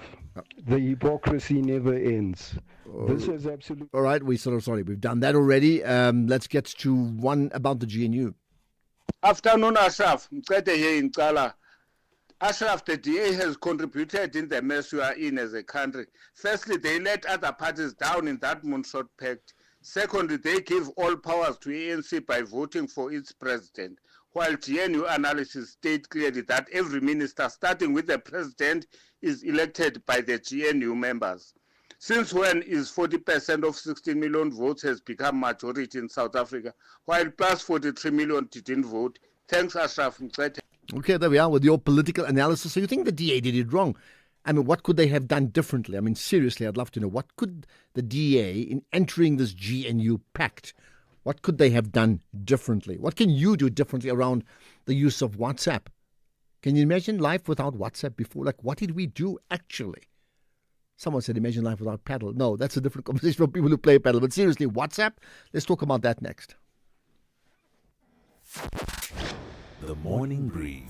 Do you find that there are instances where there's a disproportionate representation of Basotho nationals in and among the suspects that are involved in some of these crimes? And are you picking that up as a trend and a pattern? And how exactly are you dealing with it? It's not only Basotho nationals that are involved in crime. We have majority also South African, but within the illegal mining space, we find a lot of Basotho nationals that are involved because during arrest, they have the highest numbers, followed by other countries like Malawi or Mozambique or Zimbabwe that are involved in those. But we also have them, you'll recall we had a tavern shooting not so long ago in Olivenhout Bosch. And what was concerning is that those that were involved and those that were shot were all illegal Basotho nationals and so on. Brigadier Athlenda Mate, a spokesperson of the SAPS.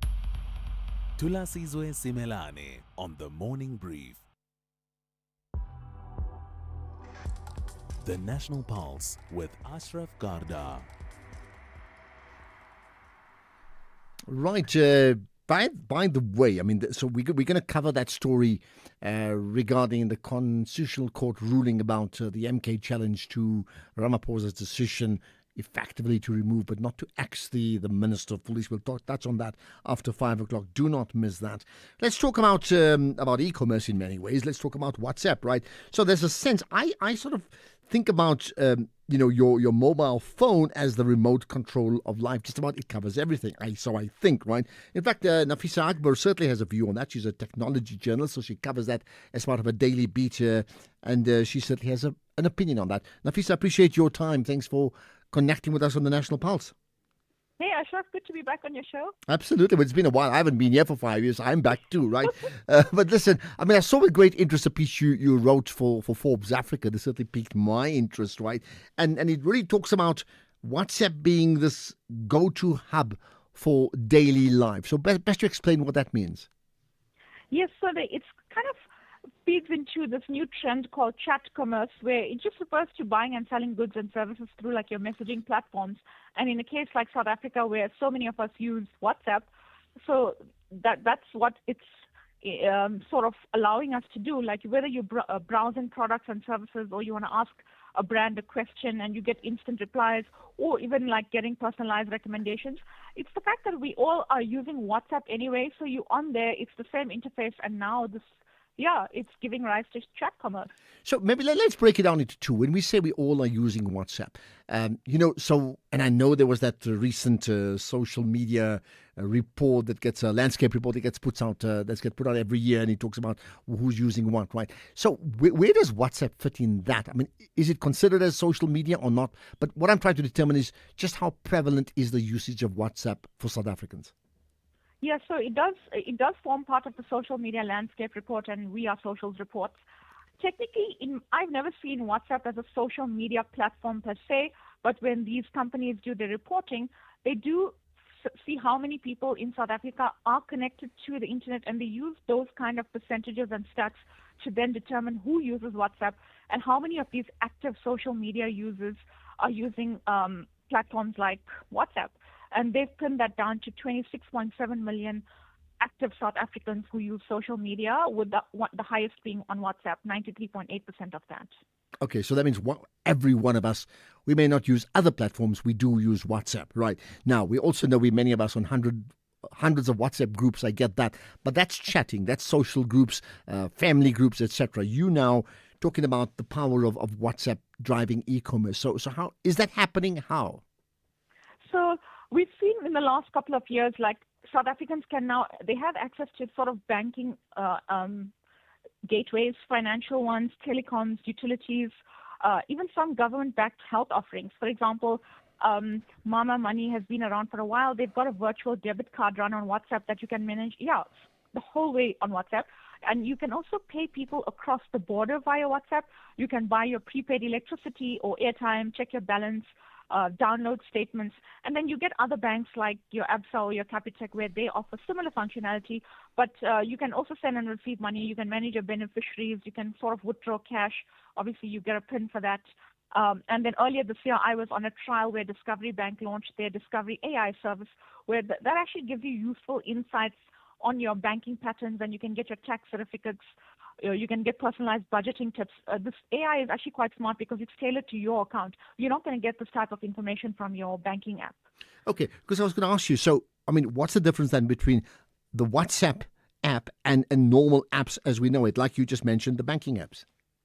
Yes, so the biggest difference here is that WhatsApp obviously has the end-to-end encryption, which is high standards, and it offers low data usage. And I think that's key for South Africa, because a normal app, it's loading images, or sometimes it has video, and you need data to access it. So WhatsApp being a text-based, it's more like you don't need as much data or airtime to use it, and that's why it makes it ideal for areas with limited connectivity. There's no big files you're downloading as such. So it's just you're logging in to check your messages, but you also have access to all these other services that's within that interface. Now, I have to tell you with great surprise, as you mentioned what you just did, that I have not transacted financially using WhatsApp. And I'm wondering why. Like, what have I missed? You have not transacted? Yeah, using WhatsApp, I haven't transacted financially. I mean, of course, I've used WhatsApp, yes. but I haven't done any financial transactions using WhatsApp. No, for sure. Like I said, I was using the Discovery AI, so I wasn't making a purchase per se, but there's a new service that just launched last week called Prepaid 24, where they've actually partnered with the Ozo payment gateway. You might have come across it with your online purchases, and that they're managing the secure payment aspect of it. So while I myself haven't used it, I have used the banking, the AI financial stuff, but I haven't made a payment via WhatsApp, but the functionality is there. And I think it also requires some change of mindset to do it on there. Mm. And that can change very quickly. I mean, what seemed unthinkable before, even a simple EFT, like I will never do that, is like the complete norm. But let me flip this around then. So maybe it's early days in terms of the growth, right? But one thing is using WhatsApp for financial transactions as a user. So flipping it around, what about using it as a business? You mentioned Discovery, but there could be others. So I'm looking at many entrepreneurs listening to us right now and finding different ways of leveraging their presence on social media and, in this case, WhatsApp media to be able to create new business opportunities for them. I mean, do you see that happening? Absolutely. Actually, I'm not sure if you know, if you convert a number to a WhatsApp for business account, you're allowed to upload a catalog. People can browse your offerings. If you have a service, if you're offering a daily food service, people want to look at your menu. You can make use of the status update. But like on each profile, you can see the business operating hours. You can have automated replies, or if a customer sends a message maybe after hours, they can get notified this business runs between these hours, or stay tuned for an update, or we'll get back to you. But yeah, you can if you can't afford to run your business on a website, you can totally create a WhatsApp interface, load all your products on that option that they give you, where you can put catalogs, images, prices, specials. Yeah. And would that be like a separate WhatsApp business account with a separate number, or would that be your number? Let's say it's a personal number that you now convert to WhatsApp business. That's entirely a personal choice. A lot of the phones nowadays come with an eSIM. You very easily can get connected with certain networks almost immediately within 10 minutes, like Milan Mobile. That's what I did for my business line. So I would recommend people keep their personal line separate to their business, because now you don't want to be bombarded with customers on the same platform that your family and friends contact you. So I think it's so much easier. Telkom even gives their eSIMs for free. They don't sell them. So technically, you can get your eSIM free and run your business on the separate WhatsApp for Business app versus the personal WhatsApp app. Okay, fascinating. Just the last thing on that. I mean, there's been this proliferation of WhatsApp channels, and it's like many media houses, but others too. I mean, we've created some channels without even knowing where we're going to go with it. How important is that as a commercial driver? I follow one of the WhatsApp channels where they have daily deals. I think it's kind of cool if you don't really want to, like I said, use data and go on a website. We all open WhatsApp all the time to message family, friends, stay in touch with community. If you join one of those channels, and if you kind of thrifty or you want a deal, I think it's so beneficial to join these channels for that one-to-many updates. Like I have one on my website where I put articles on it. It just depends, you reaching audiences wherever they are, and that could be across different platforms.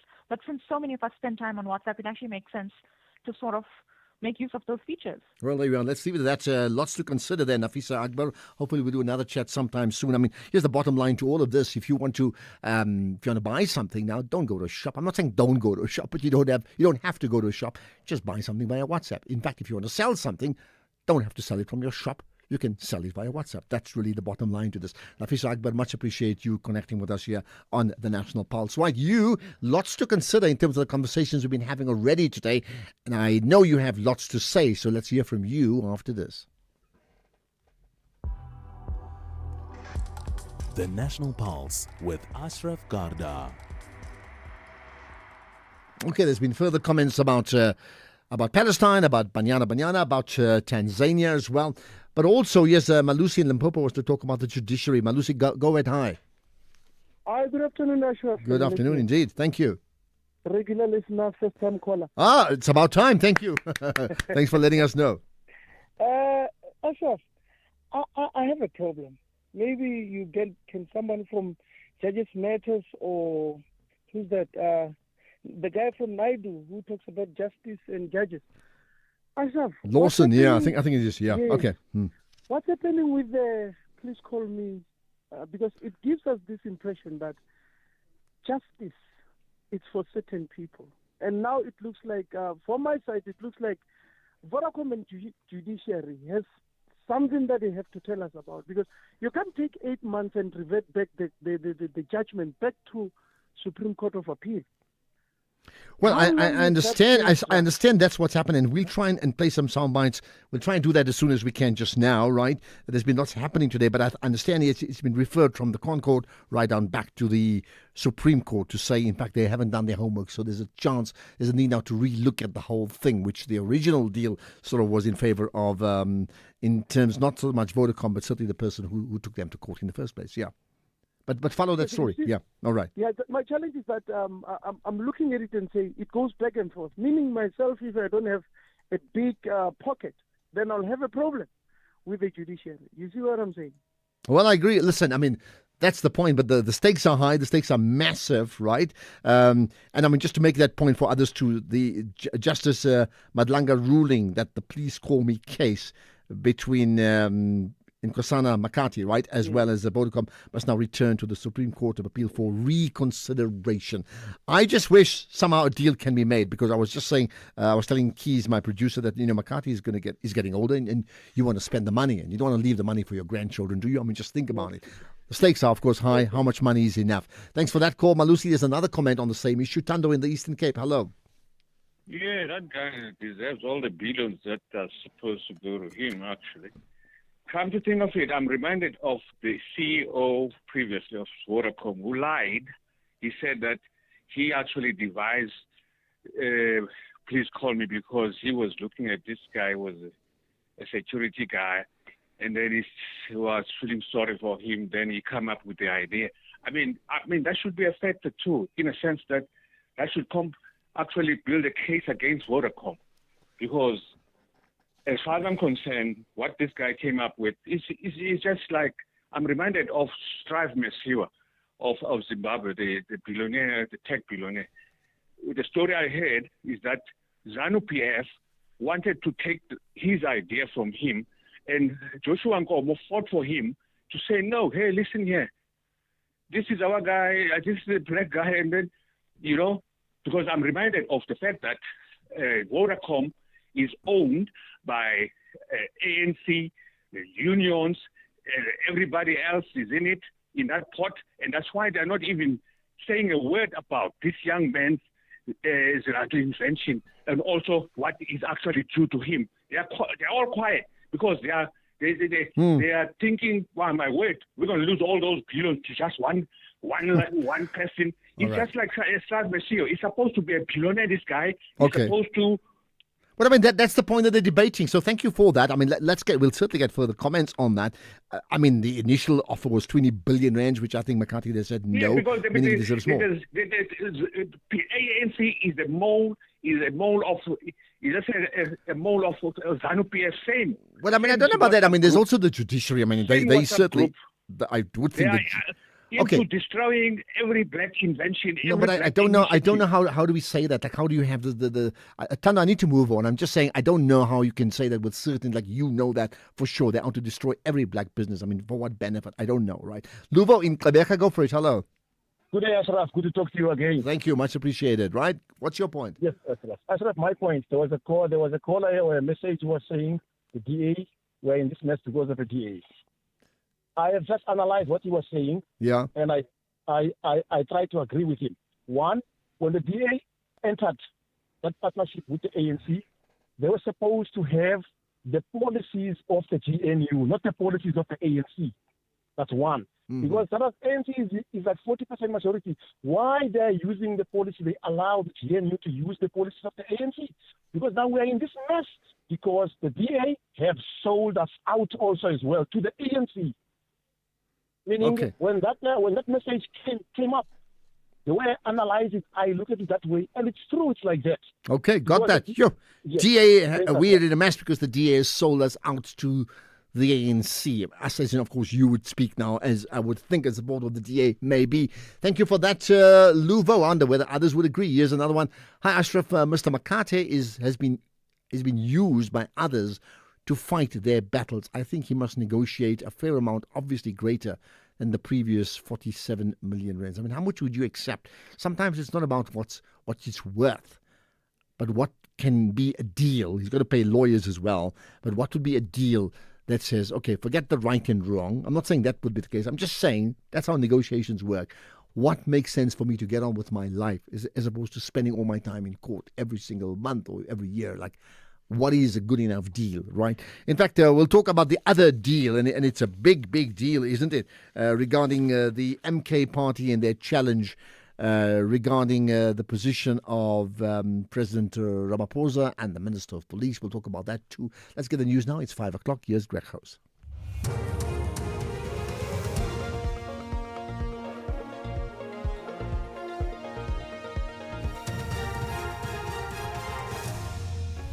Thank you, Ashraf. A decision on rates and independence restored to Ukraine anti-corruption bodies. Good day to you.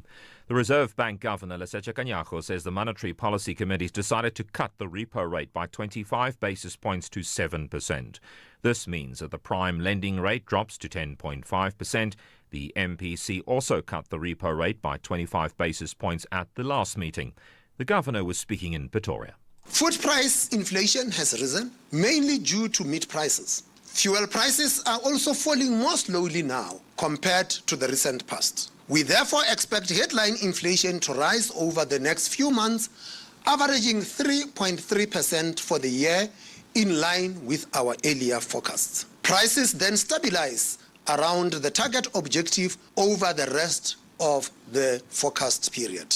The risks to this outlook appear balanced. Against this backdrop, the MPC decided to reduce the policy rate by 25 basis points. The decision was unanimous. The MK party and its leader, former President Jacob Zuma, said they'll reflect on the Constitutional Court judgment refusing them exclusive jurisdiction and direct access to the Apex Court regarding President Cyril Ramaphosa's recent decisions. The parties wanted the decisions, including the appointment of an acting police minister, declared unlawful. These are linked to the allegations of corruption by the KZN Police Commissioner. Speaking on behalf of the two applicants, Advocate Dali Mpofu says they'll study the judgment. Exclusive jurisdiction is when only this court has jurisdiction. But direct access is when other courts have jurisdiction, but there are, in the interest of justice, compelling circumstances for you to come here. Put aside the question of exclusive jurisdiction. On direct access, the only question is whether anyone in this country thinks that these issues that were raised by Lieutenant General Mkhwanazi, which have affected all South Africans, are of sufficient significance for them to have warranted direct access compared to all these other issues. Gandla, secret ballot, all the cases that were given direct access. A new charge of attempted murder has been added to those faced by 4 accused allegedly behind a viral video which shows a child being instructed to light and smoke mandrax. The 4, which include the boy's mother, have appeared in the Johannesburg Regional Court. They face charges of attempted murder and child abuse. Action SA MP Daryline James. This is a case of deliberate assault and abuse. This is a case of attempted murder. I'm sitting there and I'm thinking to myself this morning, I wonder if this child will actually be able to have access to schooling and will be able to learn, purely because we know what these types of drugs does to your brain when you start using at an early age. We will be rallying and we will be calling on everyone to support this case for this minor. The Social Development Minister, Sisisi Tulashe, says 99 children were recorded as being abandoned in the first 3 months of this year. She was replying to a written parliamentary question. She also revealed that last year the total number of abandoned children reached 87, while in 2023 and 2022 respectively, the number stood at 59 and 360. Ukraine's parliament has voted overwhelmingly in favour of President Volodymyr Zelensky's bill restoring the independence of 2 key anti-corruption agencies. This reverses a law he introduced last week which provoked nationwide protests. It was also strongly condemned by Ukraine's Western allies. The BBC's Simon Ponsford has more. Protesters who'd gathered outside Parliament in Kiev cheered as news of the vote came through. It means Ukraine's 2 anti-corruption bodies regain their independence just a week after President Zelensky introduced a law to bring them under political control. His swift U-turn followed angry street protests across Ukraine, the first since Russia's full-scale invasion began. Mr. Zelensky also heard warnings from Western allies that he must keep up his fight against corruption as Ukraine tries to join the European Union. Top story, the Reserve Bank Governor says the Monetary Policy Committee's decided to cut the repo rate by 25 basis points to 7%. That's SAFM News, I'm Greg Close. In sports this hour, Springbok Rugby Championship test preparations while on track for Verstappen to remain with Red Bull, and World Athletics mandates gene test for family or for female category eligibility. More details at 5:30. SAFM, guiding you through the rush hour traffic. Good afternoon. Starting off in Gauteng, the N3 southbound in Germiston, queuing towards Rand Airport Road, and the N1 northbound in Pretoria has a crash reported on the link to the N4 East. In KZN, the N3 eastbound queuing towards Key Ridge, the N3 westbound queuing towards Cliffdale, and the R102 southbound slow moving towards the M25 Commercial Highway. In Cape Town, the N1 outbound queuing towards Koeberg Interchange and Kromboom Road slow moving between the M5 Highway and Jan Smuts Drive in Rondebosch East. With your traffic update, I'm Irma G. Harambee Stars want to shine at night with maximum points, while Central Africans, DR Congo, buy 3 points to settle in Group A. This is the Total Energies African Nations Championship 2024. Experience Kenya versus Democratic Republic of the Congo this Sunday, 3 August at 2 p.m. Live at your fingertips on SABC Plus. Proudly brought to you by SABC Sport. For the love of the game.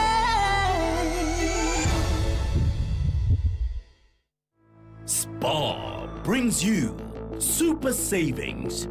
Get 175-gram Lifebuoy Hygiene Soap. Buy any 2 for 24 Rand, plus 50 megs free data on Spar Mobile. Or 3 kg Sunlight Hand Washing Powder for 79.99, plus 200 megs free data on Spar Mobile. Plus, you could win your share of 6 million Rand in instant cash. Price is valid until 6 August 2025, while stocks last. T's and C's apply.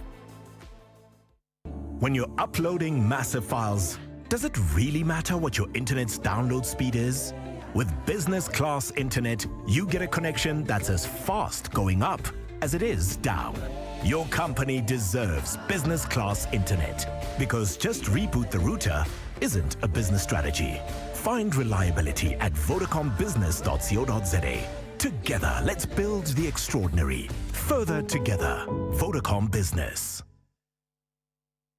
All right, I tell you what, there's so much happening. Really, when we think about why do we call the show the National Pulse, it is like there's not a moment that things don't change in our country and globally, right? And having said that, we're going to talk about the MK Party's challenger on the decisions made by President Ramaphosa regarding the Minister of Police shortly. But we've got news now that the Joint Committee on Ethics and the Members' Interests has resolved that the National Assembly now should reprimand the Deputy President, Paul Mashatile, and impose a 10,000 rands fine on him for his failure to declare a gift to his wife in the confidential part of his financial and registrable interests register.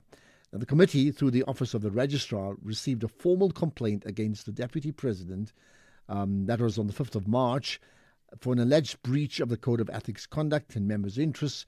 And there's more detail, which I won't read, but I think you got the gist of that, right? So I wonder what you make of that, because once again, this thing has come to the fore now with other issues. And of course, he's now declared that he owns this huge property in the Western Cape, which many are wondering, well, how can he afford it? Not linked, but just putting it out there, lots to consider on that. The National Pulse with Ashraf Garda on SAFM. You're listening to the National Pulse, weekdays 3 to 6 p.m. And that other story that we touched on yesterday about the mother who was puffing a type of a drug. It could be ticket, could be something else, using this bottle in full view of the child, and then getting the child to actually do the same thing. Well, I understand now, not only has the mother been arrested, as you know, but also now confirmed that one of the charges has been of attempted murder because of threat on the life, really, of a 3-year-old, her own son. What a story. And that conversation we had yesterday with Shaida Omar, I think worth listening to again. So please catch it if you missed it, or listen again. It's up as a podcast. You can get it at safm.co.za. Right, let's talk about the issue of the MK Party and the president, right? Now, we know that the MK Party and President Zuma, in the light of decisions taken by President Ramaphosa regarding the Minister of Police and putting him, I'm talking about Senzo Mkhunu, on leave of absence as opposed to actually firing him, well, the MK Party took that to the Constitutional Court, and the ConCourt then delivered a judgment on the issue regarding just that. And in terms of that, they've established really that they've established that no, their position, they've ruled really very much in favour of, against the MK position. So let's get the thoughts of, two thoughts. We'll get a legal view on that just now. But firstly, from the MK party themselves, Ndlamulo Ndlela, appreciate you connecting with us here on the National Pulse. As always, thank you for your time. Thank you, Ashraf, and good afternoon to your listeners. Right. What do you make of the Constitutional Court judgment on this issue? Well, it's nothing else but a constitutional crisis and a cop-out, Ashraf, to be honest. I mean, we're not surprised by the decision, taking into consideration what and how, for instance, in this case, Justice Thoron was behaving, badgering and interjecting, and bringing about technicalities that had nothing to do with the submissions and the merits of the case, which we could see already when she was driving the issue of direct access, and the fact that they don't, in this case, as the Constitutional Court, don't have in this case doesn't have the jurisdiction for direct access to the Constitutional Court.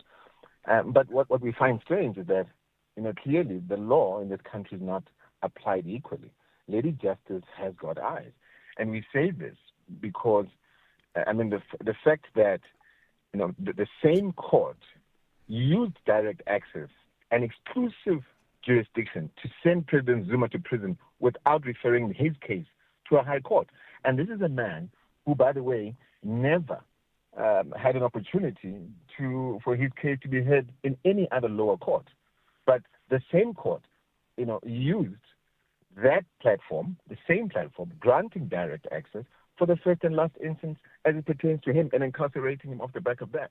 So, and furthermore, the fact that they're going to now obviously use a technicality instead of dealing with the merits is a clear indication that they're just, more than anything else, protecting the president. Why is it that now, with such a serious matter, that has implications, far-reaching implications on the Constitution itself? Because remember, the president refers to the Constitution in terms of Section 91 3C to appoint a person from outside to act and preside over the police, when in actual fact, Section 98 is very clear of the Constitution that you can actually identify a minister within cabinet and make them preside over an acting role on a temporary basis. Okay, it's a certain issue where we've talked about, but let's pick up on what you've said. You said, in fact, the ruling is there to protect the president. Why would you think that? Because, it's a statement you're effectively suggesting that the Court is compromised. Well, they're protecting the president. Remember, this is the same Constitutional Court that when it came to the issue of Phala Phala, it's still sitting there. It's been dealt with. He has never had his day in court. The issue of the CR17 statement, it's the same. Again, High Court and Gauteng, sealed them, but then again, the issue is sitting there. But that's why we're saying that the application of the law here is quite questionable. And that's why we've always said that there are Zuma laws and there are Ramaphosa laws. Okay. Why again am I getting at that? All right, let's talk about what should have happened here. Yeah. What should have happened here, the merits of the case, and this is what they didn't want to find themselves having to do. They didn't want to find themselves as 8 judges having to make a determination as to whether the president was wrong in his announcement and his decision to appoint a person from outside coming into an acting role. So that's what they're doing. They're protecting the president from that perspective. Okay, and so you're standing by that they're protecting the president. Yeah, even on this issue. They're protecting the president even on this issue. Let's rewind back to what you said. What was the actual request from the MK party? Just so we understand the full picture. What were you asking the Concourt to do?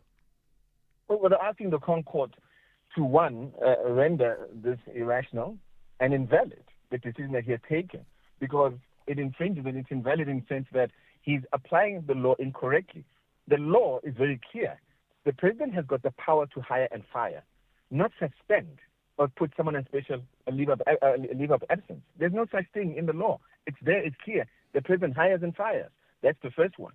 So the president, by wanting to use Section 91(3)(c), which then allows him, and at least 2 additional cabinet people from outside to be brought into cabinet, you can't bring them directly and bring them into an acting. There is no such thing.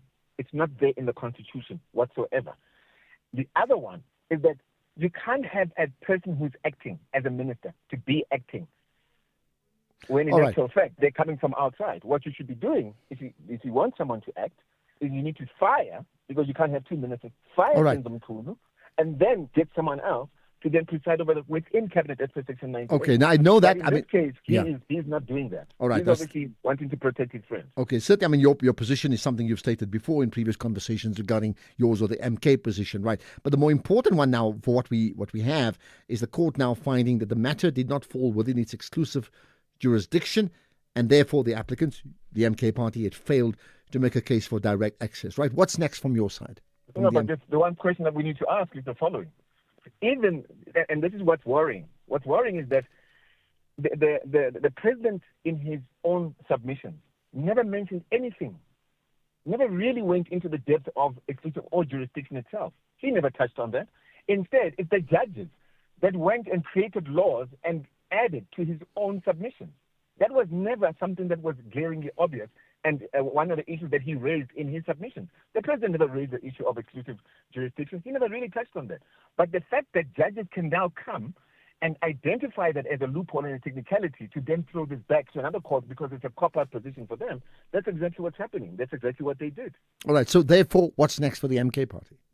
Well, we're obviously going to have a discussion internally and consult with our lawyers.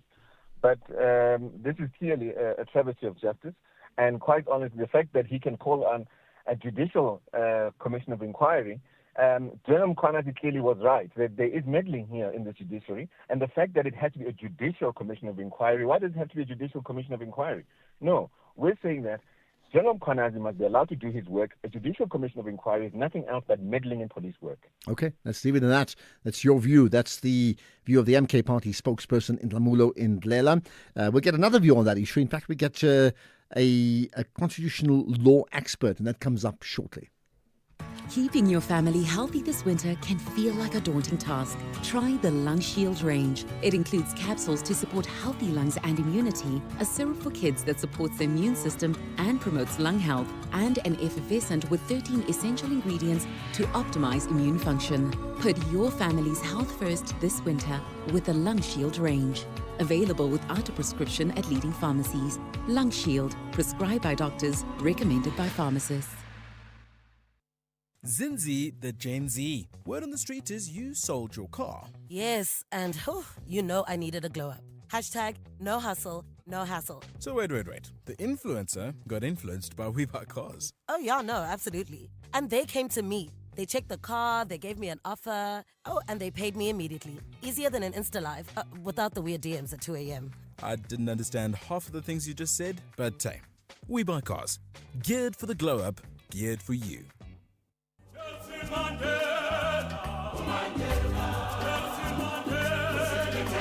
This Mandela Month, SAFM celebrates the spirit of Ubuntu, calling on all South Africans to engage, uplift, and do good for one another. Let's share what we have, lend a helping hand, and honor Madiba's legacy through kindness and action. Join SAFM as we bring you powerful conversations, inspiring stories, and voices that drive change all month long. SAFM, leading the conversations that move us.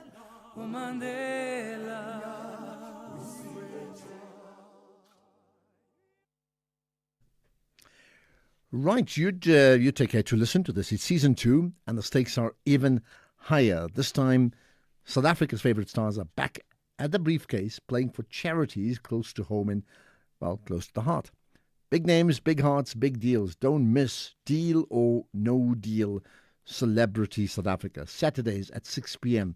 on SABC1. Mzansi for sure. You're listening to the National Pulse on SAFM. SAFM. Right, of course, that conversation with Ntlamulo Ndlela will be put up as a podcast shortly. Listen to that again.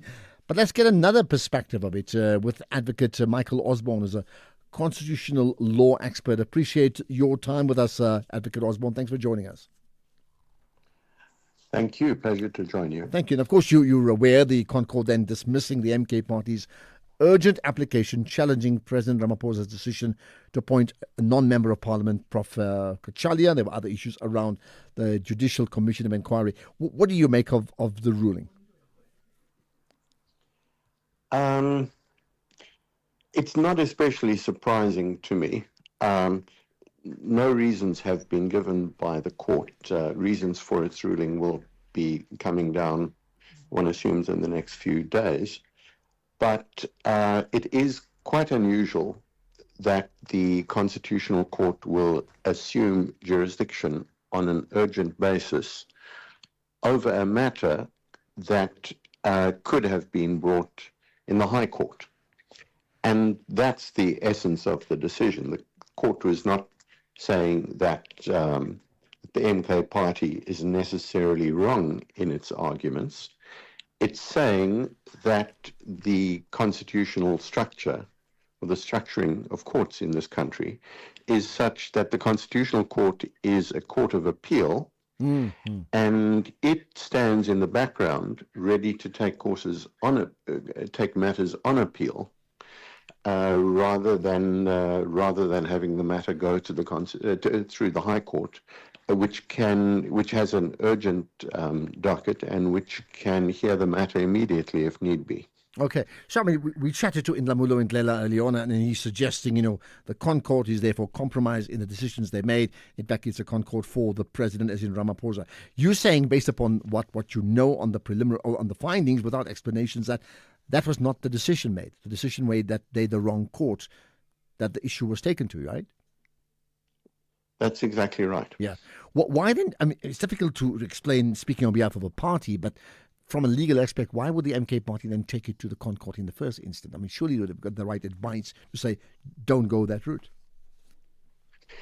I can't really speculate. It may be that they thought that the case was so strong in their favor, the facts were so strong in their favor, that the Constitutional Court would make some kind of exception, given the importance of the matter, the high profile, and let them in the door. I mean, that's the one possibility. The other possibility is that political parties, being what they are, they bring these cases not just because they think they can win, but in order to get publicity. And the best way to get instant publicity is to elevate a case immediately to the Constitutional Court, which is what they did. And you were saying, in terms of the ruling, you're not surprised. Why were you not surprised? As I suggested earlier, the Constitutional Court is in the situation where it's a single court in Braamfontein. It has thousands and thousands of litigants coming to it, each of them saying our case is so urgent, so special, that it would be inappropriate to force us first to go to the High Court. Our case is special, and we'll tell you why it's so special and so urgent and of such earth-shattering implication. And so the court turns away 99.99% of these kinds of cases. I didn't see anything especially earth-shattering that required the Constitutional Court to apply its mind to this on a 24-hour basis. And therefore, just to make it very clear, I mean, the decision by the Concord is not an anomaly. You're saying, according to your understanding of the law, this would be the most normal thing that they would do based upon what you've just told us before, as opposed to what others may feel to say, well, you know what, this is a complete anomaly, this is such a surprise, yeah? Yes, that's exactly what I'm saying. Yeah. Okay, let's leave it at that. Advocate Michael Osborne, much appreciate your time here on the National Pulse. Advocate Osborne is a constitutional law expert. It means it's time for me to talk to you, and I want to get your thoughts on the issues. I mean, even this one, in terms of the MK position and in terms of the Concord law expert or constitutional law expert. But beyond that, the issue of that child now, the mother of the 3-year-old child, in terms of that story coming out of Nuclear, I think it was yesterday. The mother now facing attempted murder charges. What a horrific story. But that's not all. Then earlier on, we chatted about 3 countries now, in some way or the other, suggesting they may well recognize the state of Palestine.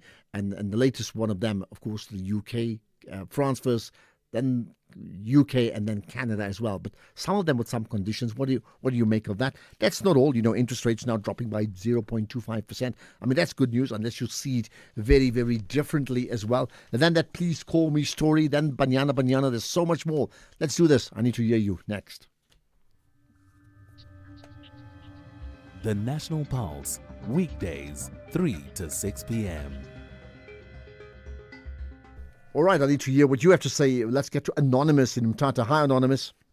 Greetings. Yeah, greetings. Go for it. What's your point? Yes, no, mine is on Mr. Msholozi and this case of him against our president. Yeah. I'm of the view that the guy is still fighting his section now out of ANC, and he's so desperate. And those who follow him they were under stone, they are living under stone, or they are young, or they are doing it deliberately to be part of Msholozi to sabotage our economy. Straight to facts, we are more interested about him showing the middle finger to our judiciary when he walked out, when we were interested about the state capture. In his 2 terms, we lost plus minus 200 billion. That's not sucking it from my finger. When he was the acting president, he was told about the state capture, and he denied everything to do with state capture. So we had to cough out as a country 50 billion for the Zondo Commission inquiry. And then the Guptas, they left with plus minus 50 billion. As the acting president, he could have been able to fasten them or freeze their accounts until the Guptas answer. But you see the point with all of that, that suggests that people in power, not just the president, not all people, they act in the interests of the country. No. What I'm saying that he was the one who was the head of the state. So he denied everything to do with state capture. If he maybe said, let's investigate it, or he knows something, because he knew something about state capture, he denied everything. So now we had to cough out 50 billion as a country. And then the Guptas, as a president, with all the systems that are there, police, you name them, intelligence, he could have been able to freeze their accounts until and you're saying they haven't done everything. Okay. They left with 50 billion. All right. Anonymous, I'm going to move on. Anonymous, I need to move on. I hear you. I think you've made your point very, very strongly. And I'm sure as you speak, people around the country or around the world listening is like, actually, he's got a point. Or does he? Thanks for that. Sipho in Mpumalanga, hello. Hi, Ashla. Yeah, go for it. What's your point? My point, I just want to talk about what Shambulu Nzela said. Yeah. It's not true that the Ramaphosa team didn't speak about the jurisdiction. That white woman, she is the one that she spoke about the jurisdiction. And she answered all questions asked by the judges. It's not true that they didn't mention the jurisdiction. That white woman, I forget her name, she really indicated very well. She take it very well. All judges ask that woman. So people must not come on national radio. If he's spokesman, he must speak the truth, nothing else but the truth. Okay, Asha. Got that. I mean, I'll tell you what, listen, if there's one thing I've learned, and not just now, but even before, right? The position is this, right? Political party spokespeople, they would always want to slant a conversation to suit them at this point in time. And that happens more than you may think, right? And here's a comment. So you deliberately did not ask your guest why the Jacob Zuma matter was taken straight to the ConCourt when he was arrested. But I didn't, because honestly speaking, it was not about that. I'm just telling you that it was not about that. We've heard that story so often. In the few minutes we've got remaining with that one, we're sticking with the issue of the current challenge. Often they bring up issues that they, and I'm not saying one party, I mean many parties do that. They bring up issues and they repeat it the moment they get the opportunity. And really the point was not to get into that conversation all over again. Well, that's another 15, 20 minutes in its own right if you really want to do just that. Okay, more to come, of course, right? Let's now get the news headlines. Here's Greg House. Quick look at the headlines. Parliament's ad hoc committee established to probe allegations made by the KZN Police Commission is expected to have its first meeting next week and elect a chairperson. The Monetary Policy Committee has decided to cut the repo rate by 25 basis points to 7%.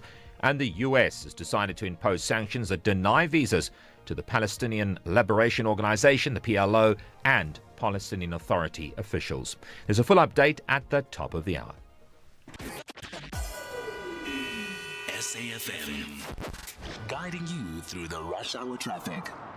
Good afternoon. Starting off in Gauteng, Klip River Drive southbound in Malbarton is where crash is reported at Bel Airs Drive. The N3 southbound in Bedfordview has a stationary vehicle reported near Van Buren Road, and Greyston Drive eastbound in Sandton, a crash before the M1 highway.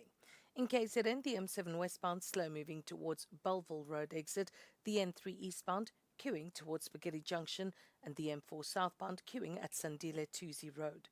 In Cape Town, the N1 outbound queuing towards Koeberg Interchange. Govan Becky Road has heavy traffic reported between Crossroads and Khayelitsha due to roadworks, and Van Riebeeck Road southbound slow moving through Kuilsriver. With your traffic update, I'm Irma G. This is SAFM Sports with Doming Khapele. To me, you've got lots to consider, but let's talk about the Boks. Well, the Springboks side concluded the first week of their Pretoria-based training camp today before players spent the weekend with their families. The squad will reconvene in Johannesburg on Sunday as preparations ramp up for their opening rugby championship test against the Wallabies. And head coach Rassie Erasmus says that the alignment camp has been crucial to re-establish the team's systems and shared understanding ahead of a demanding international season. We actually initially didn't have this week in as a camp. We just decided after the 4 games that we've played, giving the guys 2 weeks off before we go full on to the rugby championship. It's a bit too long. So this week basically has given us time to align a lot and go through every single facet of our game, and just to be 100% aligned between players, coaches and S&C staff and medical team, that all the players know exactly what we expect from them. Meanwhile, Swayze the Brain has recalled experienced trio Ayanda Malinga, Danelle Lochner and Linda Lwagwala to the Springbok Women Matchday squad for Saturday's clash against the Black Ferns. This will be the team's final head-out before heading to England for the Rugby World Cup. Malinga returns on the left wing after shaking off a shoulder strain that sidelined her for the last week's match, and Lochner, back from a facial fracture, slots into the pack, while Gwala, who is the Boks' most capped hooker with 35 tests, is also back after missing the series against Canada. In athletics, track and field athletes who want to take part in the female category in elite competitions will have to take a gene test from September. This test will be in place in time for the World Championships, which take place in Tokyo from the 13th to the 21st of September. Now, if the athletes test negative for the Y chromosome, they are eligible to compete in the female category in world ranking competitions, but if it's positive, they can only compete in the female category in non-world ranking competitions or in another category other than the female one. In motorsport, Max Verstappen has confirmed that he will remain with Red Bull for the 2026 Formula One season, putting an end to uncertainty over his future.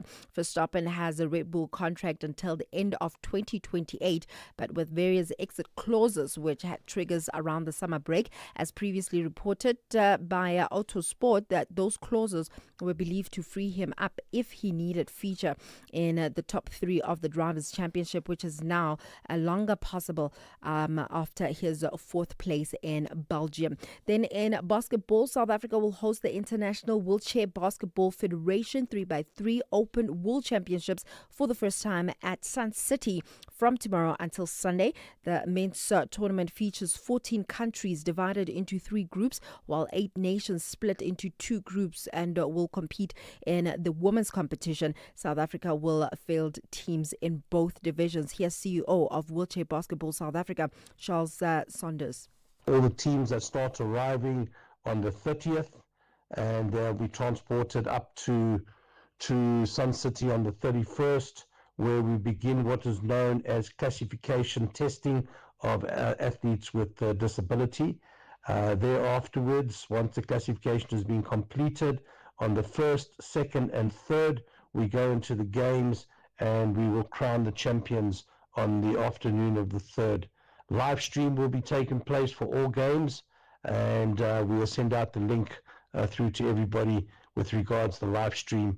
But what we can say is we have 14 men's teams from all over the world that will be in attendance, and we have 8 women teams that will be in attendance that represents the Americas, Oceanasia, Africa, and the European continents. Big tournament, come out and support us. In football, Sekhukhune United captain Linda Mtambo says that the upcoming 2025-26 season is going to be one that could potentially end their trophy drought. Babina Nogo have been the usual suspects close in title race as well as domestic cups, only to fall behind when it matters the most, leading to a change of coaches and player exodus. Yeah, I think it does. Bodes well for us. Challenging for Honours this season. Because there's been, continuity within the club, just getting to understand the coach's philosophy from last season, to now. I think having a 6-week preseason where we actually worked on a lot of things, tactically and just individually with the coach, trying to improve us as players and collectively as a club. So I think we are just on the right track. Still have 2 more days to plan properly and prepare well, for TS Galaxy. And yeah, hopefully this becomes, a successful season where we get to win honours. In the meantime, the Premier League is likely to trial referee body cameras during the final round of matches at its Summer Series event in the US on Sunday. World governing body FIFA allowed the cameras, which are attached to the referee along with his microphone, to be used at the recent Club World Cup. Today, international lawmakers, IFAB, confirmed the trial can now be extended to competitions for professional teams outside of FIFA competitions, and that means that the Premier League could bring it in for Sunday's games in Atlanta, where Thomas Brommel will take charge of Manchester United's game with Everton. I'll have more on other sports tomorrow. Tomorrow, not today. Yeah.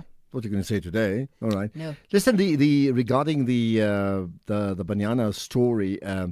So you said, up to now, still SAFA has not responded. No. Right.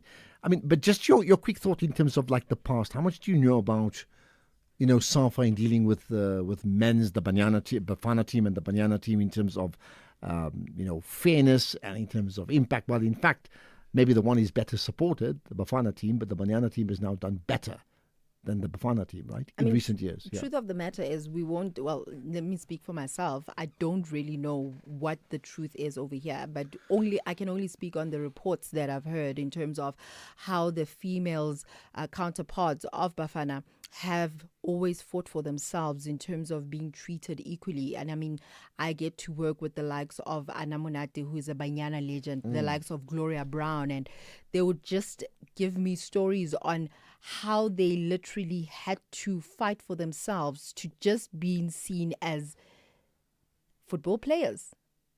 And the fact is they're not playing a sport outside of SAFA. No. It's a SAFA sport. Yeah. It's a SAFA sport. So, yeah. Please get a comment from SAFA. We need to hear what they have to say. We need to hear them. We really do. I actually heard someone saying, no, I think it's high time that we have SAFA in studio. It sounds like... For your, side chats? Fireside chat. That'll be more like fine. Well, maybe it's not... Maybe the Banyana women will say, you see, they call it SAFA, but we can call it SAFA. Like SUFFER. I'm just saying. This year, the Standard Bank Joy of Jazz Festival presents 3 unforgettable days deep in the art and heart of jazz. From the 26th, 27th and 28th of September, Umu Sankare, Abapemu, Jasmia Horn, Silent Law and the Noisemakers, Najbonk Trio, Michelle Ndingio-Jello, Willem Siini, Gabby Mutuba, and over 50 world-class acts will be ready to welcome you and yours to 4 magnificent stages of the Sandton Convention Center. Take me there. Buy your tickets at Ticketmaster now. Taifa Stars have a big task to open the curtain with victory for East Africans. But the Stallions want the final whistle to elevate them to the summit in Group B. This is the Total Energies African Nations Championship 2024. Catch Tanzania versus Burkina Faso this Saturday, 2 August at 7 p.m. Live at your fingertips on SABC Plus. Proudly brought to you by SABC Sport. For the love of the game.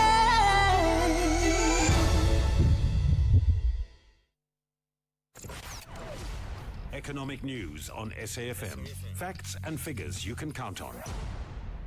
And as always, that show, the SAFM Market Update, hosted by Jimmy Moya. You can catch it from 6 o'clock. But Jimmy, to set the scene, you've got some news regarding car powership, and somehow the link of our power is linked to all of that, or de-linked now, right?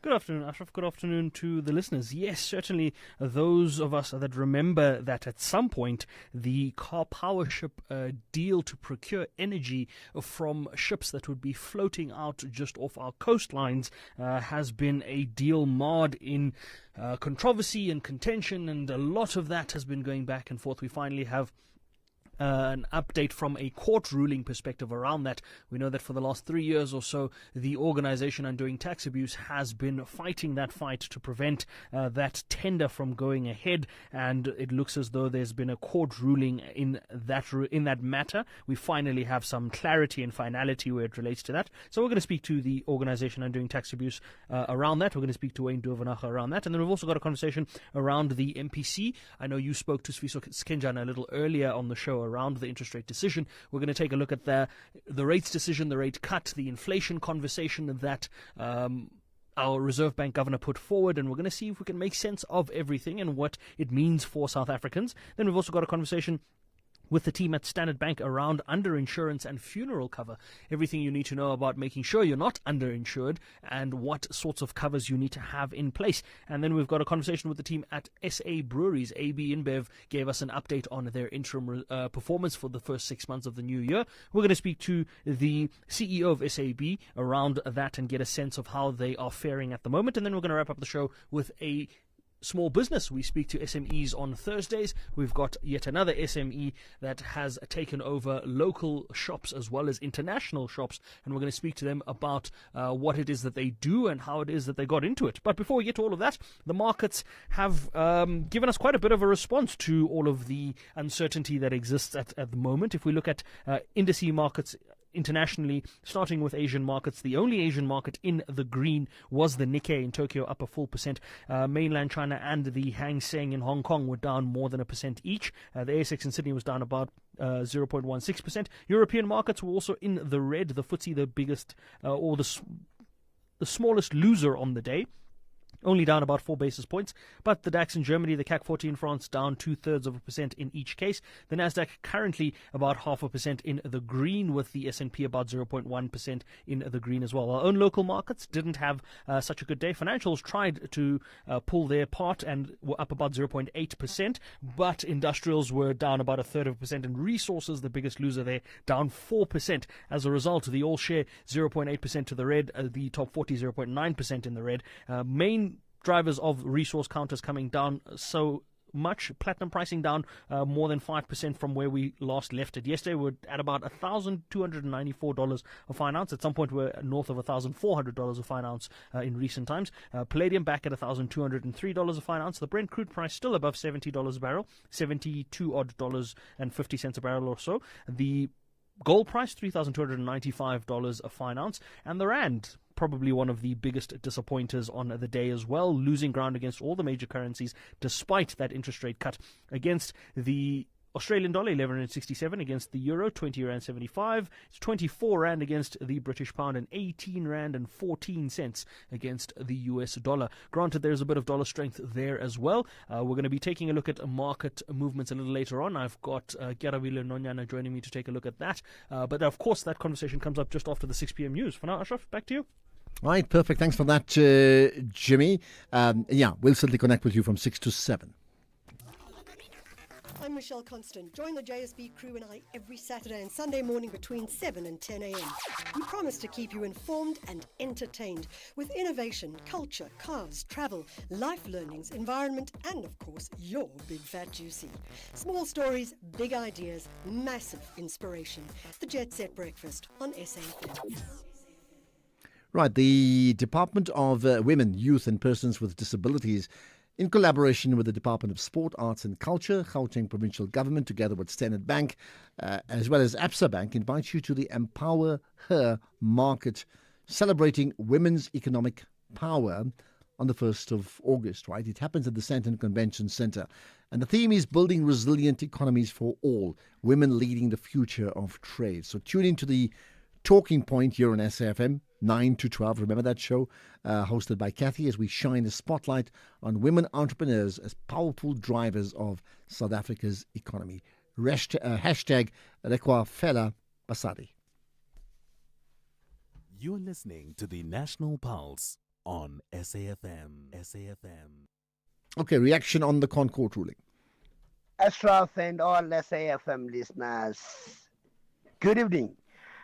Well, it seems as if there is no one who has actually won the case today from the Constitutional Court.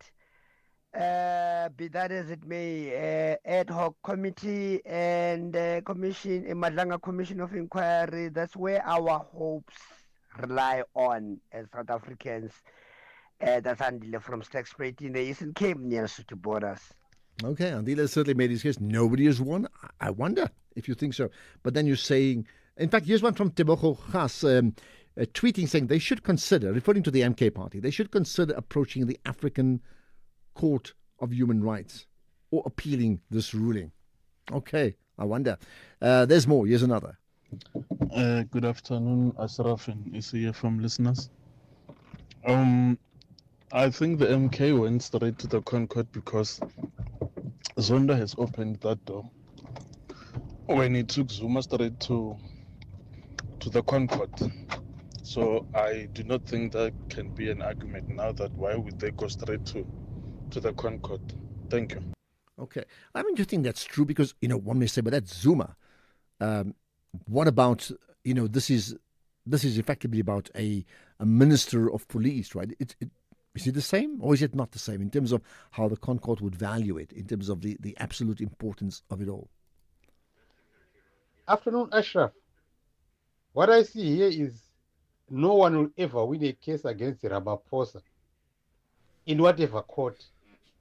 You will never win. He has got all his ducks in a row. Everything about him is sort of tied up. No one will win. Anonymous. Okay, but you're not telling me why you think so. Besides, you're just suggesting he's got all his ducks in a row. Good day, Ashraf and the SAFM listeners. Hey, Ashraf, this MK guy, he's an irritant. You asking him about the court case of today, is bringing in the case of Zuma that was sent to prison by the Congo without addressing the issue that you asked him. These people, Muzeni in Alwal North. Thank you. Well, listen, it's something I said. I mean, it happens to many other spokespersons. It certainly doesn't happen. It happens to Ntlamulo as well, where they have to bring up other things and then include that in the conversation. It is. Good afternoon, Ashraf. Hopefully you well. Luzuko here from Yokabecha. I think Ntlamulo Ndlela, to be honest, I'm not sure if he's partially deaf or he's just a selective listener. Advocate Hofmeyer, I think she's a senior advocate, Hofmeyer, did present in her argument, in her counter argument, the issue of jurisdiction. Very clearly, I mean, I work full time, but I mean, the catch up that I did last night, it was quite clear that she did actually bring up that point. So I don't think Mr. Ndlela should come on a platform and just lie. I think as a party spokesperson, a national spokesperson at that, he really just needs to stay informed and make sure he does his homework. Okay. Thank you. Got that. Rest my case, I suppose, from your side as a listener and as a voter, and all of us would do this. We look at how, political parties play in the public space in terms of how we make our decisions, don't we? In terms of votes and support. So they all have a chance to influence you and I, don't they? I'll get some more calls and your voice notes after this. If you think you cannot afford a lawyer, think again. Clientele Legal has made professional legal services affordable for you. Whether it's a civil, criminal, or labor-related matter, we have a nationwide panel of attorneys standing by to assist you. SMS SAFM to 32195. That's SAFM to 32195 and we'll call you back. Clientele General is a licensed non-life insurer and an authorized FSP. Standard rates and terms and conditions apply. Are you looking for deals you can't ignore? Get to Dis-Chem for great deals this winter for the whole family. Save a massive R400 on the Gillette Fusion 5 Pro Cartridges 12-pack, now only R999.99. Get 20% off all Nutri-Men face care products and save R79.98 when you buy any 2 Sanex 500ml shower gels for just R100. Hurry, winter price cuts end 17 August. Only at Dis-Chem. Better health starts here. Hear the rhythm, feel the heat at the Imbaula Music Festival, where music, culture and community come alive. Tune in to Seasons with KG Mwekezi and the soundtrack of your life with Ernest Pillay, coming to you live from the Pretoria Botanical Gardens from 10 a.m. on the 2nd of August 2025. Come and vibe to Sunel musician Calvin Momo, Amanda Black, Zingo Malo, Trompis and many more. More than music, share stories, spark change, and unite against gender-based violence. Grab your tickets at imbaula.co.za.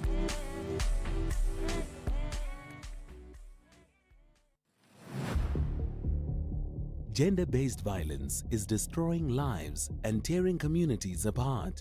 It happens in homes, in schools, at workplaces, and too often in silence. But it doesn't have to continue. If you see it, speak out. If you are hurting, reach out. Because doing nothing is not an option.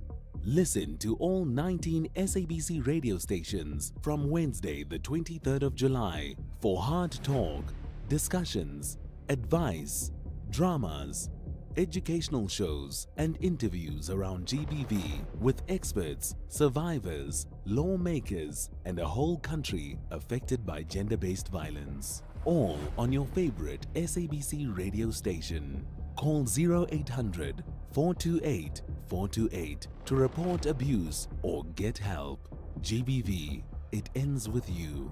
This message is brought to you by the SABC. By the way, talking about the SABC, it's season 2, and the stakes are even higher. This time, South Africa's favourite stars are back, and the briefcase playing for charities close to home and close to the heart. Big names, big hearts, big deals. Don't miss Deal or No Deal.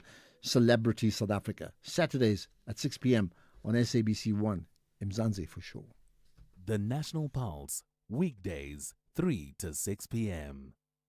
And I tell you what, still talking about the SABC, today's significant, a significant day because Sophie Mokoena, it's her last day. She's retired. Today, klar. But not finished. We'll chat to her tomorrow. Fireside chat, 5 to 6. Sophie Mokoena, don't miss that. Let's get some voice notes. Afternoon, Ashraf. Afternoon to you and the listeners. Sandy Soye from the Western Cape. Ashraf, I think the TA made it clear in the White House that they'll do anything to keep the EFF and the MP, the MK party out of power. So they'll definitely do anything. So let's not be shocked. Let's not be surprised with the results that they're supporting the ANC, because we all know they don't want the power to fall between the two parties. Thank you, Danko. Well, I think you're right. I mean, they were very clear about it, not just at the White House. They were clear in South Africa. They've said it all along. So that is why whenever they have their differences and their arguments between the DA and the ANC, you just know at this point in time, they are joined by the hip. Definitely for now, at least, right? Till the next election. General one, that is. Good evening, Ashraf and the listeners. This is Nati from Cape Town. With regards to the MK judgment, I think our judiciary it's really captured. What's the difference between this court case and when Zuma was sent to jail? You remember, like Zondo went straight to the Constitutional Court. So what's wrong with MK accessing the Constitutional Court? Something is wrong here. Something is wrong. Thank you. Okay, I'm not going to add to that. I think we've discussed that already. Here's another. Good evening, Ashraf. That caller there, blaming MK for going to courts. But everyone goes to courts. The TA took the government to courts with regard to budget. What is wrong? That was done by the MK. Now that guy is talking nonsense. He said the Guptas ran away with 50 billion. Where does he take this calculation from? People mustn't play with us here. Thank you. What do they call that? Struggle bookkeeping. That means something completely different. I know that. But 50 billion, you're right. I don't. People get figures, right? Ashraf, I hope you are fine, my guy. Jacob Zuma, lawyer, advocate, Dalimpo. Has he ever won a case representing Jacob Zuma? Has he ever? This guy is just wasting Zuma's money, or maybe he's doing pro bono for Zuma. Hi, this guy is useless. We end the show with a bit of, I can chuckle, can't I? Well, tell you what, if anybody wants to answer that question that you've asked, go ahead and do so. If it was for me, I would advise MK to just forget about this Mchunu issue, because they will never win. The courts of this country are with Ramaphosa. They must just forget. They'll never win. For as long as there's Ramaphosa. So you think the courts are captured by one person? How powerful? Why would you say that? Ashraf, good afternoon, man. Flores here from the beautiful Western Cape. WhatsApp is my everything. For my WhatsApp calls, video calls, sending pictures, typing messages to my wife, calling my employer, they calling me, sending pictures to the kids. WhatsApp is all in one and it's cheap. Have a good job. Bye-bye. Oh, yeah. What's up? What's up? I can ask you that question too. But it seems to be everybody's everything. Let's see, there's another. Hi, Ashraf. It's Rowan from Pretoria calling. Your discussion on WhatsApp use is very interesting.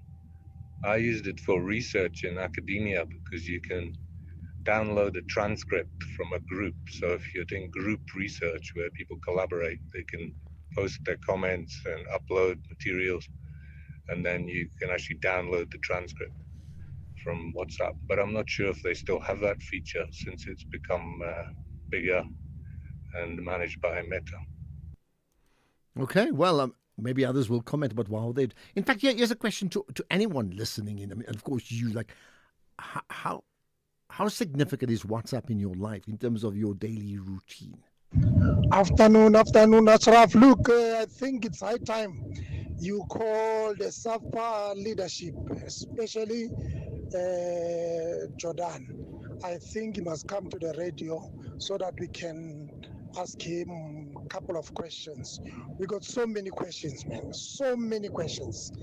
The soccer is not improving at all, especially the development level. It's not improving. And it's just sitting there,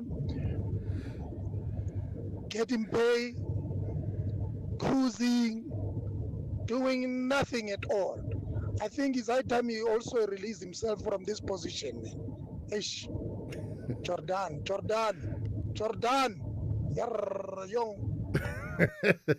Aye, man, I tell you what. Listen, to the callers, you guys got a sense of humor, man. And I don't mean whether you're right or wrong about the points. Like, hey, the way you say, Jordan. I mean, how can I not be amused by that? Really? Good afternoon. Bishop Makwana from Lewahome Zone F. Look, Ashraf, stop celebrating mediocrity. Even you are line of questioning about Banyana, I can hear what you are mediocre. So stop celebrating mediocrity. These people that are running SAFA, which are ANC criminal thieves and comparable bourgeoisies with criminal thoughts, they promise these people certain things that they don't meet during the tournament. They say, no, we are going to give you this, we are going to get this, we are going to get this. When the tournaments progress, they sit back and they don't do it. That's why these people, they get angry. Hey, I tell you something. You guys are angry, man. Listen, we do need to get to the bottom of this SAFA Banyana story. That's all I can say. Here's the last one. Afternoon, Ashraf, breaking news. Tanzania. No foreign national is allowed to participate in any informal activities today. How many Tanzanians do we have in South Africa? What's wrong with South Africa? Here's Tanzania. You don't participate in any informal activities. Period. No from Brixton. What does you can't participate in any informal activities? I mean, like, if five guys are playing, like, soccer in a park, is that informal or is that not allowed? I mean, I get your point, but I'm just trying to think, what do you mean by that? Right, that's the show. Wonderful to connect with you all throughout the last 3 hours. We'll do it again tomorrow. You know that. Catch the podcast, listen to the podcasts because they're all available, safm.co.za. Download them, share them with your friends. You've got a whole weekend to analyze all the different things the key decision makers said. Some really important conversations had today. So we'll do it tomorrow. Don't forget, Sophie Mokoena, 5 to 6, Fireside Chat. Right now, it's just gone 6 o'clock. Here's the news with Greg.